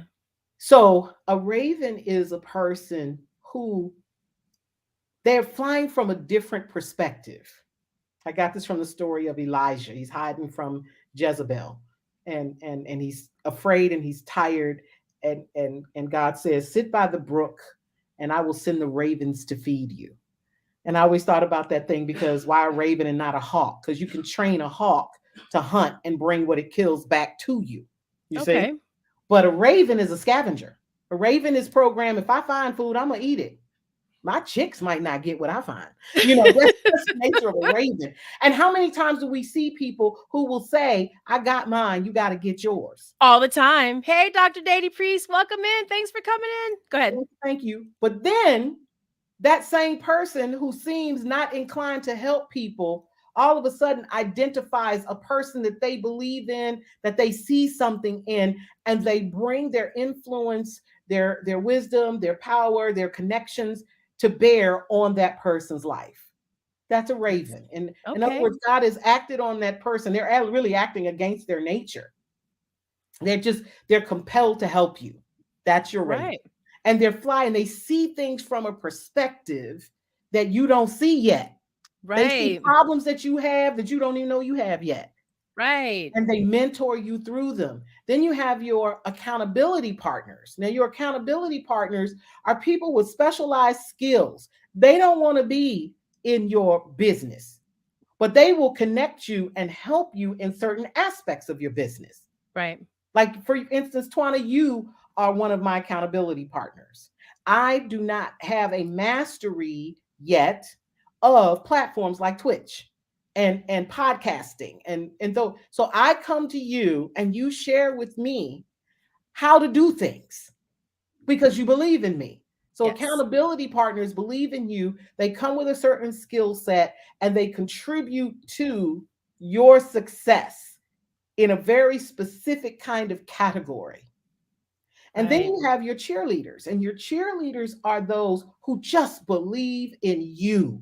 Can I stuff envelopes? Do you need me to take the trash out?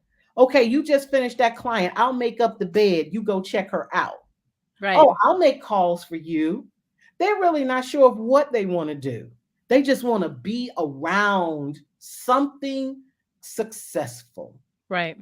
And as the center focus, the entrepreneur in the middle, those are the people that you give part-time jobs to, that you pay them as they're growing, so until such time as your company grows to a place that you're Right. able to pay them what they're worth Right. on their job and more. Right. So it's the breaking down of those relationships, because you got to handle each one differently. You got to treat each one differently. A raven don't want to hear about your problems. A raven wants to hear about the problems that you had and how you solved them.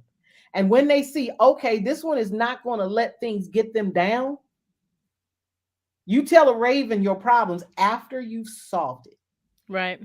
Accountability partners want to hear your problems And help you work through and help them. you through them. Don't waste their Yes. time. They'll get mad Yes. at you. I Right. told you how to fix that. Why is that still a problem? Right. And your cheerleaders, you cannot tell your cheerleaders your problems unless you have a solution.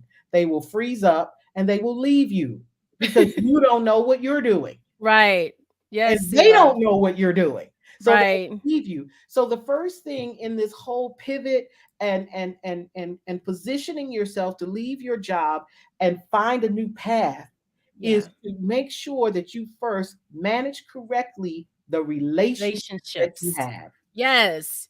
And which means you must cultivate them. Yes, Cultivate the relationships that you do have. absolutely. And it doesn't mean that you have to call them every day. But cultivate the relationships that you do have. And then that will help you when it's time to get your team together, your ravens, your Mm-hmm, cheerleaders, and your mm-hmm. accountability partners. Because, iron sharpens iron. Yes, And that's something that we all know. We need that in our lives. yes, we do. And so hopefully it's it's something that you already have and you can tap into. Otherwise, I did some, looking around on these internets. And there are a lot of groups now that are forming, Black women investment groups, Mm-hmm. and so there are plenty of them. So they're out there. Or you can do something on your own, because I'm all about that here. Do it on your own. I advocate that. And there's absolutely nothing wrong with that And either. find something that you love to do so much Yes. that you That would you do it do it for for free. free, and people Yes. will pay you well to do it. Yes. People will pay you to do what you love to do. And Yes. understand, riches are in the niches. Yes. So don't try to be everything to everybody. I Yes. get so much flack for focusing on Black women and women of color. Well, why Yeah. not for everybody? Well, because first of all, our vanilla sisters, that's what I refer to them, have a lot of options. Yeah. 25% of the population gets 80% of the attention.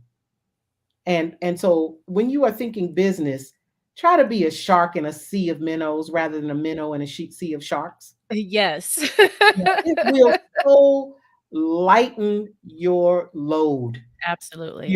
And when you are very focused and very specific, your tribe will appear. They will. That's And true. to me, Because it it's is the always energy, quality of the dollar. and it's It's not energy. the quantity of the dollar. It is the It's quality of the dollar. What do I yes. mean by that? I would rather have, say, 1,000 people spend $1,000 a year. You get what I'm saying? Yeah. Than have 10,000 people spend $100 a year. Right. The quality of the relationship with the customer improves the quality of the client. Absolutely. So you don't be everything, dear friend. And he will show up, and his business card will have that he do makeup, he do massage, he sells cakes. He got Right. 3, 4 different network marketing Man, businesses I going. wish I had my dad's business card to show you. That's how his business card is. Like twisting and turning the card and looking on the sides. And it's just like, bruh, Ain't nobody gonna read all that. pick one and focus. It's like, you also have in mind that earthly good, because you just spread out all over the place. It confuses the customer. They don't Yeah. know. So you keep your business in genre. So I practice beauty from the inside out. So I know that there's 25 areas of the body that impact the condition and quality of the skin. If I don't understand how your body works, I'm going to be limited in how well I heal your skin. Yes. So yes, I am an herbalist. Yes, I am a licensed esthetician. Yes, I am a makeup artist. And yes, I am a teacher. I stay in that circle. Don't come to me. I Yes. do have a lot of clients. So people say, "Oh yeah, I need you to sell these legal services. Oh, I need you to sell life insurance. I need your people need all of this stuff." Yeah, they do. I'm going to refer them to you. Right. I'm not. In other words, everything. Tracy Lynn taught me this. Dr. Tracy Lynn of Tracy Lynn Jewelry. And I was at a conference, and I love, because I like big bling jewelry. My friends know, if I can't knock on a door with it, I don't want to wear it. Right. As you can see, nice big earrings is my love, and Yes. big rings. I didn't wear one of my big rings because I didn't want to be distracting. But Thank you. my Appreciate fiance that. knew not to show up with no teeny tiny little ring. So, Well, but yes, he but knows I better. so I love Tracy Lynn jewelry, and the fact that it was a Black woman who started the company. Love Yes. her. Love that big, flashy, bling bling. One of my favorite things. And one of the things that she said was, she said, just because I made $1 million doing this doesn't mean you will. You have to find your niche and what your thing is. And I could sell ice cubes to Eskimos and the refrigerator that goes with it. And in 7 parties, I sold one necklace set and had to give the customer the money back because it was sold out. I couldn't make that thing work. It's because I'm not supposed to sell jewelry. Right. What are you supposed to do? Yes. Whatever that is, that's your niche. Yeah. That is the secret, right? I That's a am secret. just learning my Find passion. your niche, I'm just learning it. and I am good. gifts, Hey, listen, what gifts will I make do is room for you. produce. I Yeah, produce. That's yeah, what I do. I make it happen. yeah, If yeah, you have an idea, I can make it happen for you. yeah. That's just what I do. But that Mhm, covers so many different things that I mhm. have been able to be successful in everything that I've done in my life. Yes, Because no matter what field it's been, because I produce, because I know how to do it. I have the blueprint, step by step by mhm. step. A plus B plus C. And as a result, you are a raven in that area. And when I am ready to produce, I'm going to come and go, okay, how do we do this? This is what I want to do. But Yeah. I'm not going to go and try and learn how to Yeah. do production. That's not what I'm going to. I love you and what you told a certain person who was trying to move you into their agenda. And you said, I looked at my vision board and you were not on it. That was amazing, because that is what Okay, focus Kelly. and attention to your niche means. I look at the vision that I have for my life, and of all the things that people want me to do, if they're what they want me to do is not congruent with what's in my vision, Yep. then as wonderful an idea as that is to have, it is not for me. Yeah. Every great idea is not for you. Yeah. Find the one that is. Find the one that is that feeds into your vision. Yes. Yep. Stay And there. stay. That was a there's a story. Yeah, there's a story. And listen, these are muscles that I have just begun to build. So when I come on this show and I talk about stuff, it's because it's personal to me.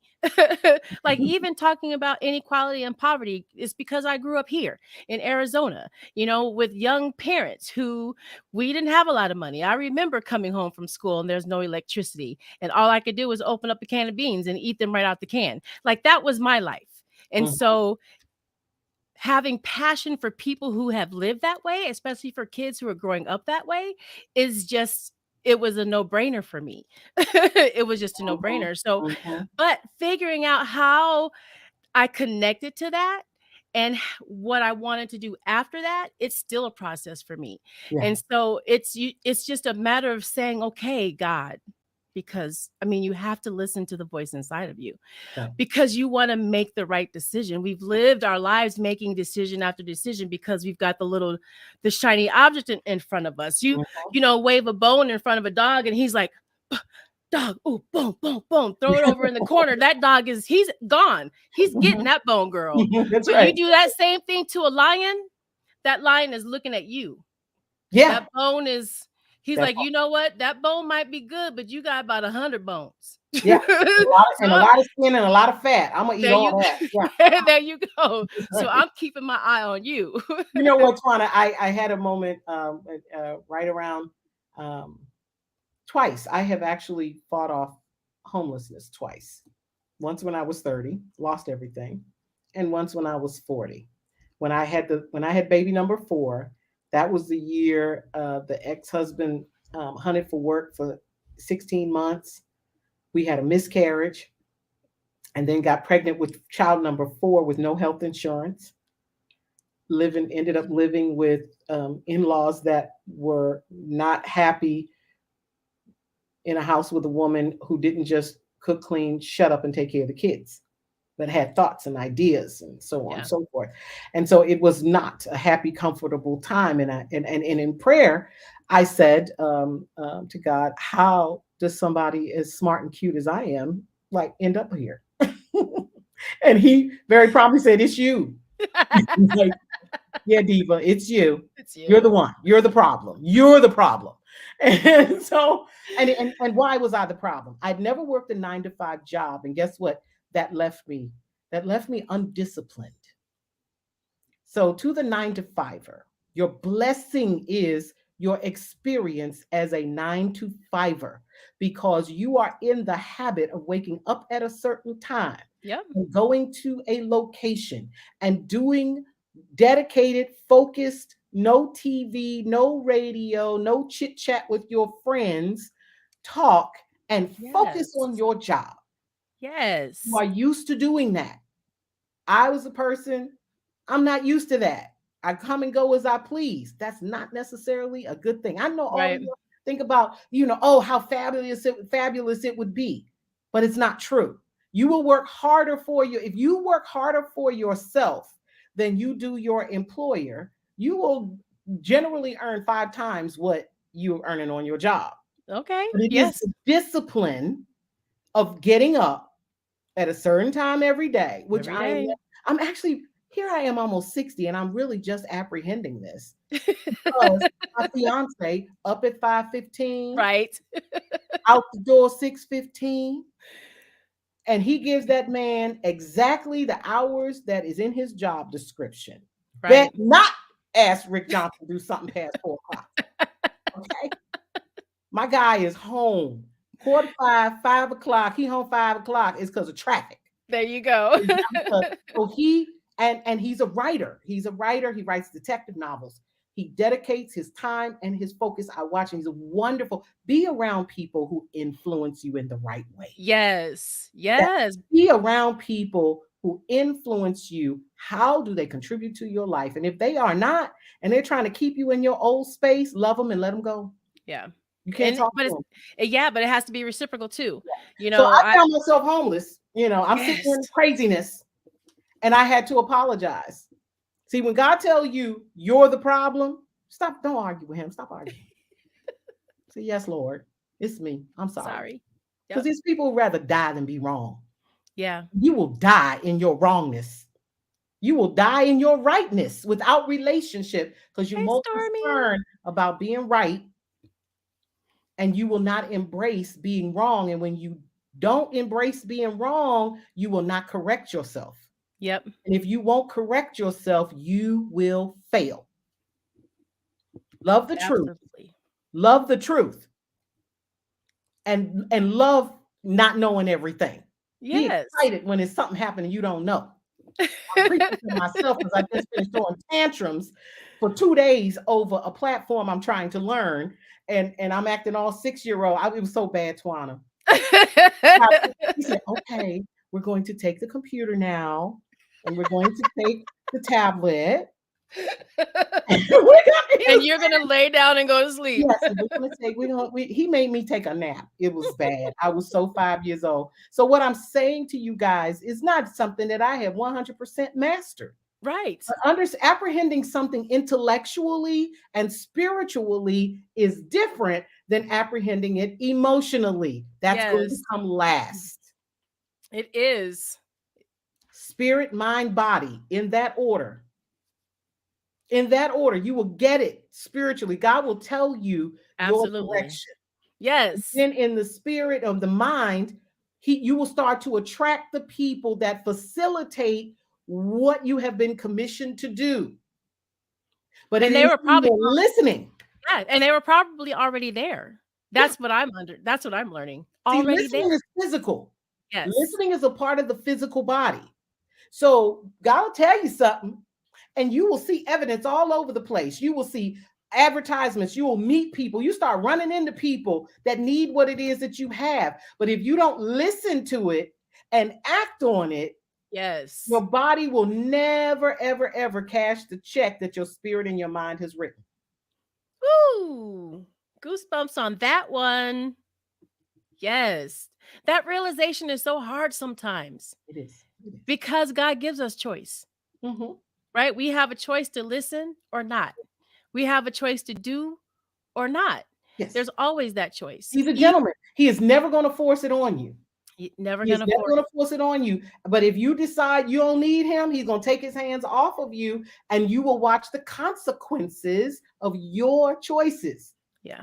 Then be mad and blame him. And so when I said, how did I get in such a mess? He said, it's you. Is you. It's you. I mean, it usually is. Yeah. And I was like, it Yeah. is. But then you know what? I said, I said, okay, I'm sorry. You're right. I'm wrong. I'm sorry. I did. May I please create? This is the next thing. Ask. Get your Ask. relationships together and then ask. Not asking is an act of pride veiled as false humility. Ask. False humility. Once again, I refer back to Miss Twana because there was something that I wanted to do and I needed some money to do it. And I was telling her about it. And the first thing she said was, why didn't you ask me? And because I finally learned that lesson, I said, may I have? And she immediately sent what I needed. But had I not asked, and she said, basically, you told me closed mouth don't get fed. The answer is always no if you don't ask. Ask. The worst that anybody can say is no. Don't be afraid of the word no. Yeah, because when you surround yourself with beautiful, powerful people, if you ask, there, hey, absolutely, because that's what we're here for. That's These right. are the kind of people that you need in your life. And that's what she got on my case. I'm your friend, and we're sisters. You have a need, you're supposed to ask. Either I can do it or I can't. I won't That's always the be able to do anyway. it. Yeah. Lesson learned. Yes, Everybody, ma'am. closed mouth don't get fed. Ask people. Yeah. Ask for what you want. That's Ask God. yeah. Ask yourself instead of I can't, I don't have, I can't. How can I? How can How I? can I? What do you Hey, have in DJ your house? Okay. Yes. What do you have in your house? So it's always asking, ask, how can I do this? Who do you know? Yeah. You go to, I may have gone to Twana and asked, and she didn't have it. Well, who do you know who does? Who do you Absolutely. know is the greatest question ever, because it takes the person you're talking to off the hook. They don't have to like, oh Lord, now I got it. Now I have to be involved and I don't want to be involved. But if you start with a question, who do you know who can help Yeah. me with this? That same person now has options. Oh, I can Yes. help you with that. I'm glad you Yep. asked. Or I can't help you, but I know this lady who. Yes. And you know you are connected with the right people. Everybody in your circle is not the person who's supposed to help you, but everybody in your circle knows somebody who can. Yes. Ask, who do you know? Who do you know? Yes. Ask for the solution, not the problem. That's right, Seven. This is what I'm talking about. Yes. Yes, it's changing the Yes. question. It's all about Yes. changing the question. Stop I making I statements and I change have your this right question. by my desk. Just for you, 7. This issue is an opportunity. Unity. Yes, It's exactly. always an opportunity, whether you're Hmm. learning or winning. There's always an opportunity, whether you're failing or being successful. Even our failures, I don't like to say that I fell. That's where we've changed that until we're just learning. There's no falling here. And even with my kids, the attitude that I had with my kids, which is so different than my ex-husband, was that in life we take 2 steps forward, 3 steps back, right? Two Yeah. steps forward, 3 steps back. And I just always felt that as a parent, it was my job to help my kids stay going forward. Right. Fail I want them forward. to Fail keep the forward. momentum. And so Yeah. if I can help them to not take those few steps backwards, then that's what I'm going to do.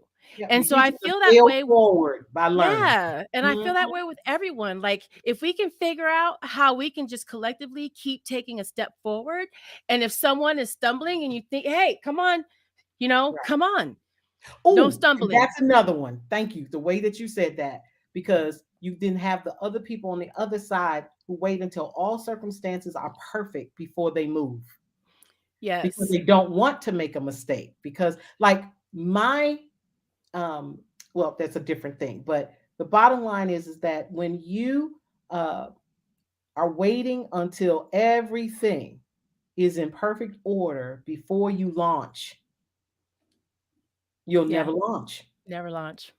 You'll never launch. Start somewhere. Yeah, Just start. just Grow start. your wings on the way down. An object that's standing still only has the direction that it faces. So, in order for you to get course correction, you have to move. An airplane is off course 95% of the time, it's in the air. Right. Because it's moving forward, you got air traffic control and other things reshifting and redirecting. So that thing lands where it's supposed to land pretty much every time. Yeah. So get moving so that the spirit and the universe can direct your path. Directed paths happen in motion. Yes. Get moving. Know your packaging doesn't look like you really want it to look. Know all of your systems aren't in place. No, you don't really know where you're going to get customers from. There's a whole lot of variables and Yes. unknowables, and some of them you won't know until you start. Yep. And that's when you will learn it. Yes. I hope that that makes sense. Absolutely, because our fear of not knowing is what stops us. I don't know that it's wanting to be perfect. I Mhm. think it's just not knowing what's going to happen. It's both. It's both. It's both. It is. You will get analysis paralysis. Absolutely. That's You me. will I'm a Virgo. I yeah, perfectionist. And so, Perfectionist. yeah. And so what I love about you is that you will pull a trigger and be like, okay, I will figure it out. You allow yourself the room to figure it out. And that's the thing. Do it, because if you wait until you have something before you go get something, you will never have anything. Yes. And that's been my life. I've Right. There's so many things that I wanted to this my documentary, I started that in 2010. It's Mm-hmm. 2023. But Mm-hmm. this year, Bootstraps is getting done. because I am no longer Yeah, saying, well, when or if. It's like, no, I'm setting the foundation now. I have reached out to my accountant so that, because I'm applying for grants so I can get this. Like when I say this is a year of action, I mean it. And yeah. I am encouraging everyone because listen, my pastor who's here, spiritual thought leader, she Hmm. comes to us Tuesday through Friday. Hmm. And when I tell you that she lights fire in her lion's den, I am not exaggerating. The Hmm. fire that she has been able to, as a pastor, as from someone who was, not all gang ho about religion anymore. But Hmm. she made a way, and she does that through her lion's den, just igniting the passion. So if we can just keep, she gives me the passion, and hopefully here in Yeah, this area I can give that passion to the next person. And I just want all of us to unite and right, right. understand that we are in this together, girl. Yeah, and because that's the provision. It's like when I said, "Okay, Lord, how did this happen?" He said, Yes, "It's you." it's And he said, "You're you. acting like a hustler, and you're either going to be a hustler or a business person, but you're There not you going to go. both decide." So I said, "Okay, it's me. It's me, and I'm sorry. May I please create something that a lot of people will want and need?" And Yes. right in that, and in that time, that's how I got the mineral makeup. Two ladies that I had trained, I was custom blending liquid makeup 8 years before Estee Lauder's prescriptives. Wow. Nobody knows this. And so, No. so these ladies that I actually in classes taught to custom blend liquid makeup called me and said that this company that they were working with was had mineral makeup, but told all the Black and Latino women that they would not like it as it would tend to look ashy. And they did not know why. And I was like, why? And then I'm starting to read all of the health benefits of mineral makeup and how good it is for us. You can sleep in this and it won't upset your skin. It'll actually help heal it because of the zinc Oh. oxides. It's the anti-inflammatories that are in it. It's actually makeup that's good for your skin. And we can't have it because we don't want to look like we fell face down in a flour keg. Okay. So what I realized was it's because the industry didn't know how to make it. And they didn't know how to make it because you're working on a color theory that is based on non-black people. Right. And so this thing is more than just about light and dark. There's nuances to our skin that have to be addressed. I figured it out, but I had no money. Remember, I was just a cut above homeless. Yes. We left literally two-thirds of everything we owned was left on the street for people to pick over. I was 5 months pregnant with three kids, looking at my apartment, going, what would I do if the place was on fire? What would I take? And so when we started over, we had nothing. But I found a lady who was making mineral makeup for other lighter skinned people, but she's Armenian, olive skin. So even though light complected, was still the makeup wasn't matching. Yeah. And so she said, "But I have trouble making colors for dark skin." I said, "That's my wheelhouse right there."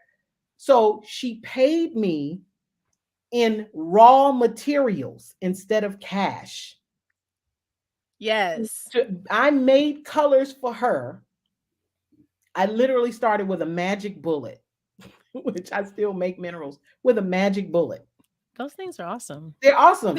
And I started with a magic bullet. That lady hired me because she said to me, she said actually she had gone for a meeting and she came back in 20 minutes and I had made a color. She said, "Okay, we got a problem." I said, "Why?" She said, I pay formulators $50 an hour to create a color. It usually takes them 4 hours to create the color. You just did it in 20 minutes. You won't make any money. You work too fast." But then I thought What? about it and I said, "But wait a minute. So what you're saying is the color that I just made is worth $200." She said, "Well, yeah, it is." I said, "Okay, well, if you had given me $200 cash, I would have given it back to you to buy raw materials to make my stuff anyway. So I tell you what, don't pay me cash. Give me $200 worth of raw materials." And I Ooh. and I took those raw materials and a magic bullet. And now where Fenty has how many colors? Like 45 colors, something like that. I have over 50 Wow. mixable shades. So I've never Okay. met a face I couldn't match. Yes. Yes, spiritual thought leader. Barter. I don't think we do that Yes, enough that's anymore. right. Exactly. We It's like don't do sometimes materials and access are better than cash. yes. When I did the Absolutely. math on how much 1 ounce of that powder would glean me in retail, it was like, honey, the money is in the dirt. Sometimes the money is in the dirt. Yeah. Okay. It's not in Absolutely. the cash in your pocket, it's in the raw materials, the dirt in which you grow things. What do you have in your house? Yeah. Who do you know? What is your calling? Those three will set you on a path to get out of that 9 to 5, jumping out of bed, just over broke, Just over broke or under broke because most of us into, got credit card. We your we actual destiny. girl, yes. Yes, yes. I Yes. know we're running out of time. We are. We are out we are out of I time. wanted to talk a little bit about diabetes and the book, the gift that I have Yes. for your listeners and your Yeah. Yes. viewers. So we have oh man, we've But I taken so want them much to time. get the book in a certain way. And I saw in the chat you were posting like a link, but I Oh, actually here it's because all there's yeah. I want to send a That better version. so I got your other text to give the email address Yes. for Ask, all right. ask So Julie at beautyismyname.com. all right. I can just put that in the Yeah, regular drop, chat, right? drop that in the chat. I didn't know how to put it in the comments. So I put it in the private chat. Oh. Technology. That's all right. I tell you, Yeah, for Kelly Vision. We know all about the barter system. Yeah. I think that once we realize African Americans here in this country that Mhm. we need to rely on each other more, Yes. I believe that we'll start feeling a little bit better. When I Yeah. look, especially when I look down, like over half of all black people in this country live in the South. Mm-hmm. Mm-hmm. Over half of all black people live in the South. Yeah. And the control of the South is still very not in our hands. I'm trying to say things the right way because when I think about it, I don't want to put anyone down, but when you got all half the people living in the South and you still ain't controlling nothing, Mm-hmm. I have a problem with that. Mm-hmm. I have a problem. Mm-hmm. Even when we were talking about Prince George County, right? The Yes. richest county where black people live. And I Yes. asked you, well, who owns the grocery store? Right. And you said, oh, we got to go to another county for a I grocery go to store. another county, high end organic food and all of that. Here we have the wealthiest county in the wealthiest black county in the United States, meaning more black people who earn more than Hmm. $100,000 a year in one location per capita, and yet stores Yes. that carry organic foods. I'm not going to preach their Say brand. no names, Yeah, right? but there's still organic foods. We have to go to Montgomery County and Calvert County and places like that. Those are counties in Maryland, um, to find these organic stores. But they take advantage of the fact that as Black people, we have been so unaccustomed to having quality in our neighborhood. That whole separate but unequal position that we just learn to travel to find good things. But we are earners now, and just like George Frazier, who a Frazier net, not the boxer, but George Frazier, a Frazier net said, he said, God told me to tell y'all he's not going to give you another thing, that you have to operate on all of the gifts that you have in your hand right now because of the amount we control $2 trillion as a group of people. 13%, 16%, whatever the ratio is, that little 13% is worth $2 to $3 trillion with a T, not even a A B, T. with a Right. T, y'all. Yes. We have the power. We just don't circulate it within ourselves. Our Y- dollar circulates with us less than 2 times. Yeah. It Asians is 15 times. Jewish people 8 times. Latinas, Latinos 10 times before it leaves our community because we're mhm. chasing after everybody else's approval. And it's Yes. time to stop. It's time to establish beauty on our own terms, wealth on our Yes. own On terms, our own terms. connections and things like that on our own Yes. terms, not defined by other people. Not defined by other people. And I don't know that I'm going to be alive when that happens. But we are definitely going to set the path Absolutely. in a It's different all about the direction. setup. It's all about the setup. Absolutely. Diabetics, get the book. Yes. Sweet Divas is all about that because that's one of the other things that happens to particularly African American women over 50.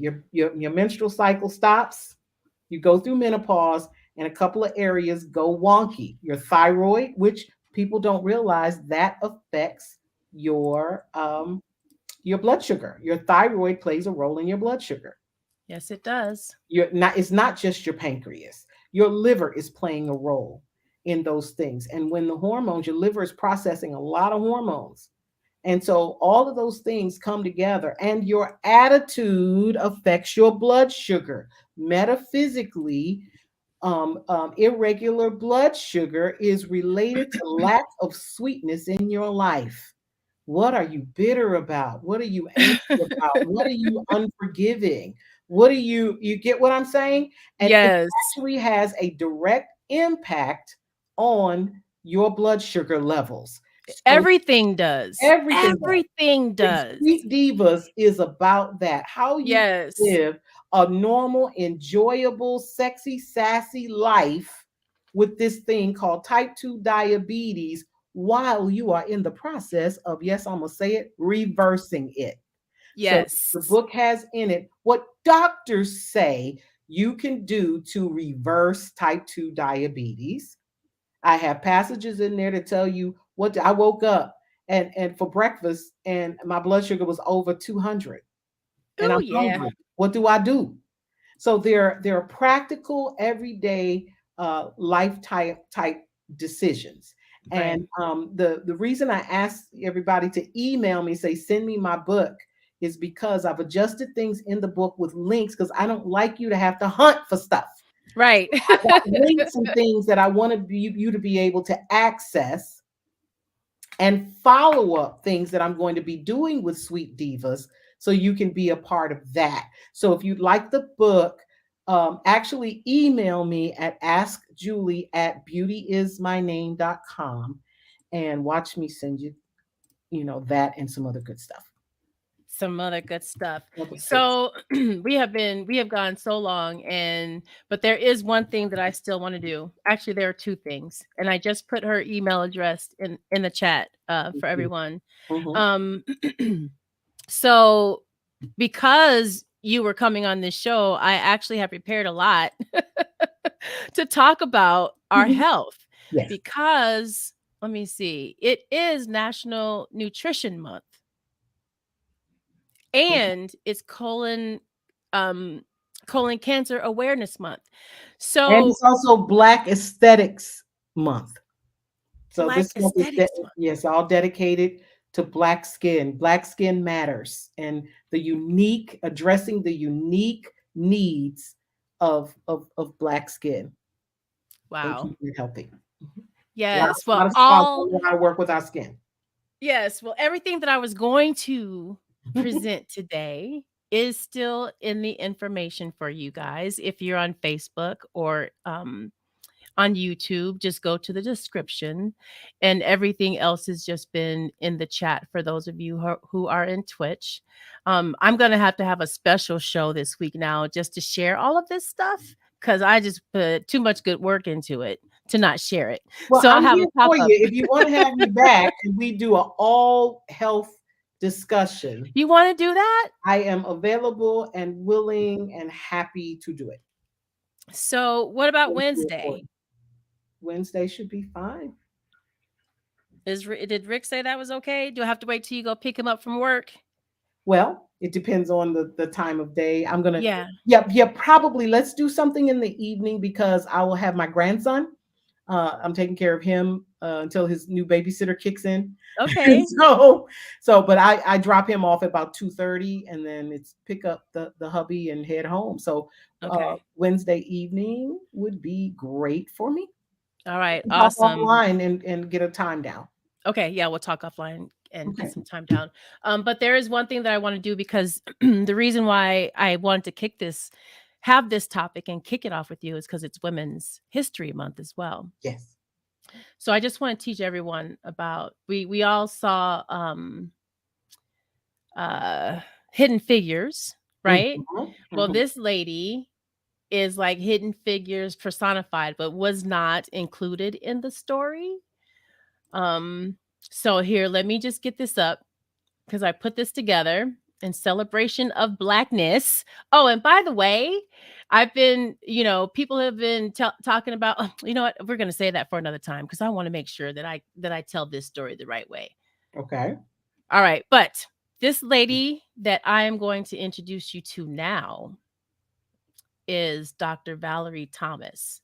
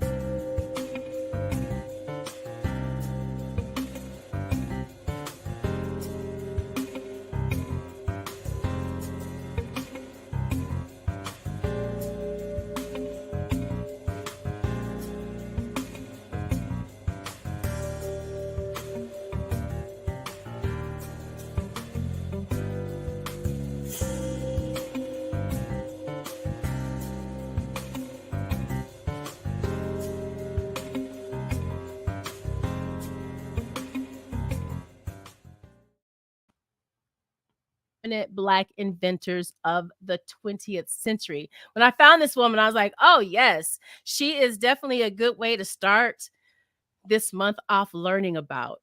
Just amazing. Yeah. So Yeah. I'm glad you let me share that with you.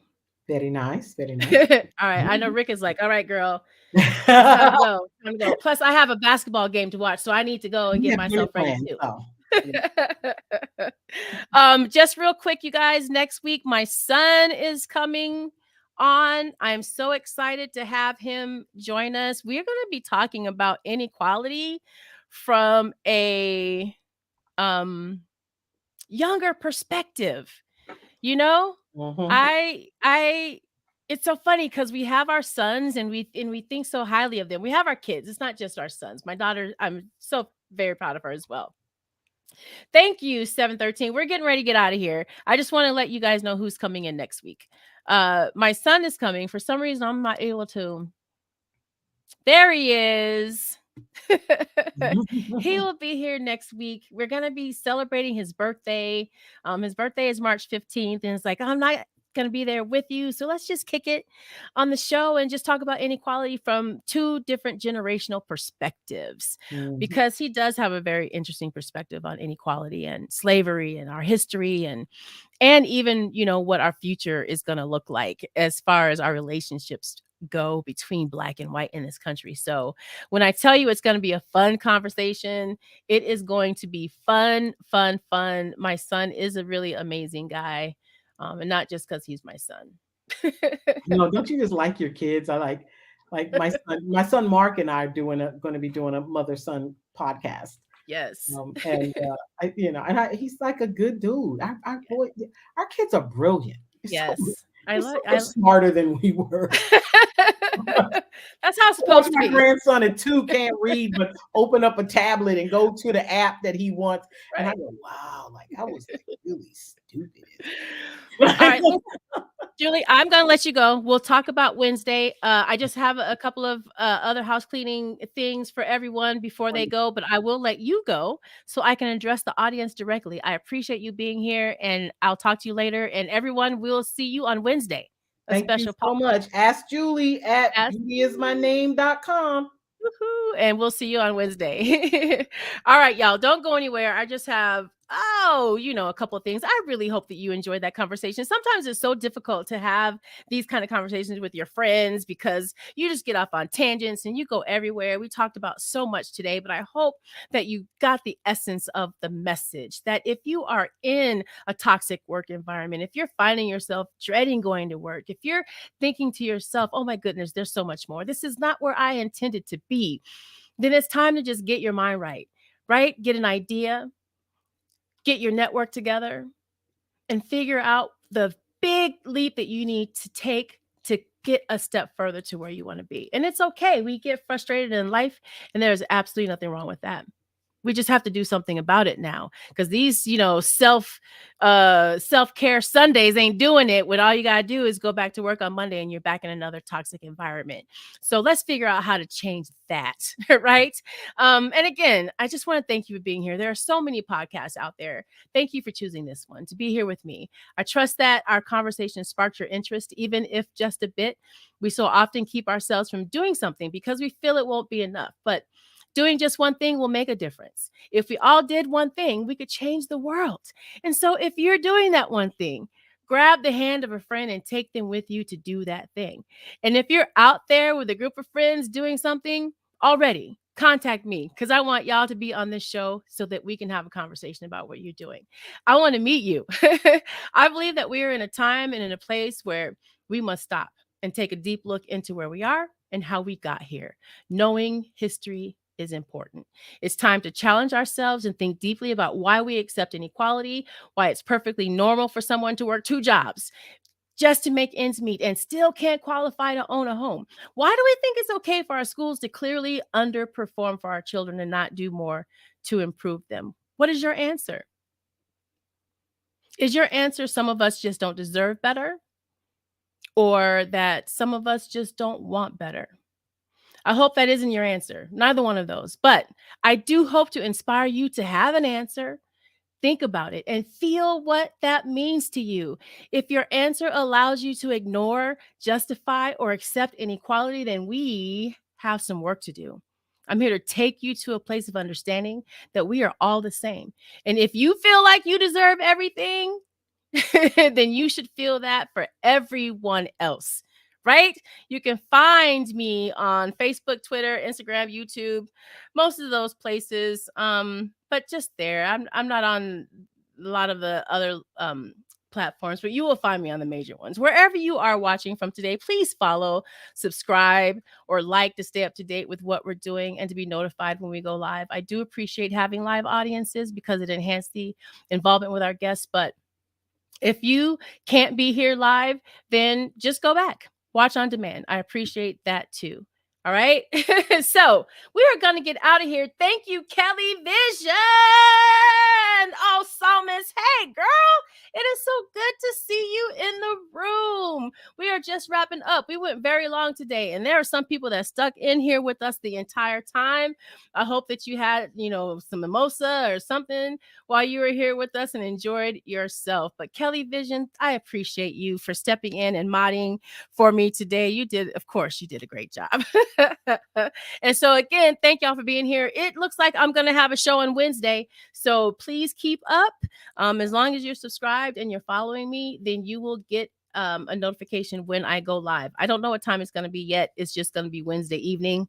That's all I know. But we will see you then. So until then, let's see, where are we going? All right. Where should we go, you guys? Let me get some recommendations from you guys. I follow a lot of people, but there aren't very many on right now. So I don't really know. Have you ever been to I Just Love Puzzles? It's a very interesting stream. Let's just go to I Love Puzzles. We'll surprise her. It's not like we have 100 people, but she's got 200. She's got, 81 people in her room. So she has a very interesting raid.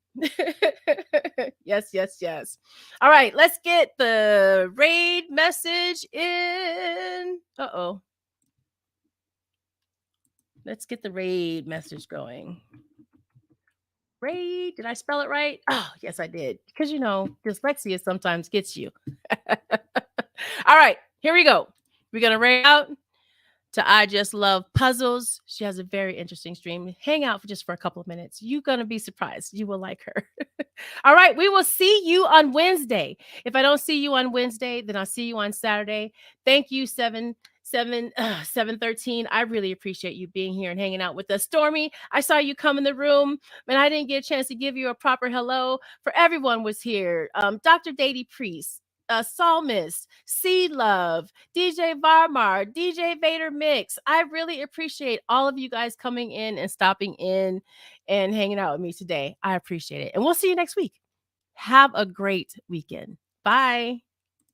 The raid's going. The raid's going. Make sure you copy that raid message. All right? Because it's going. It's going. 5 seconds. It's counting down. Thank you. We'll see you next week.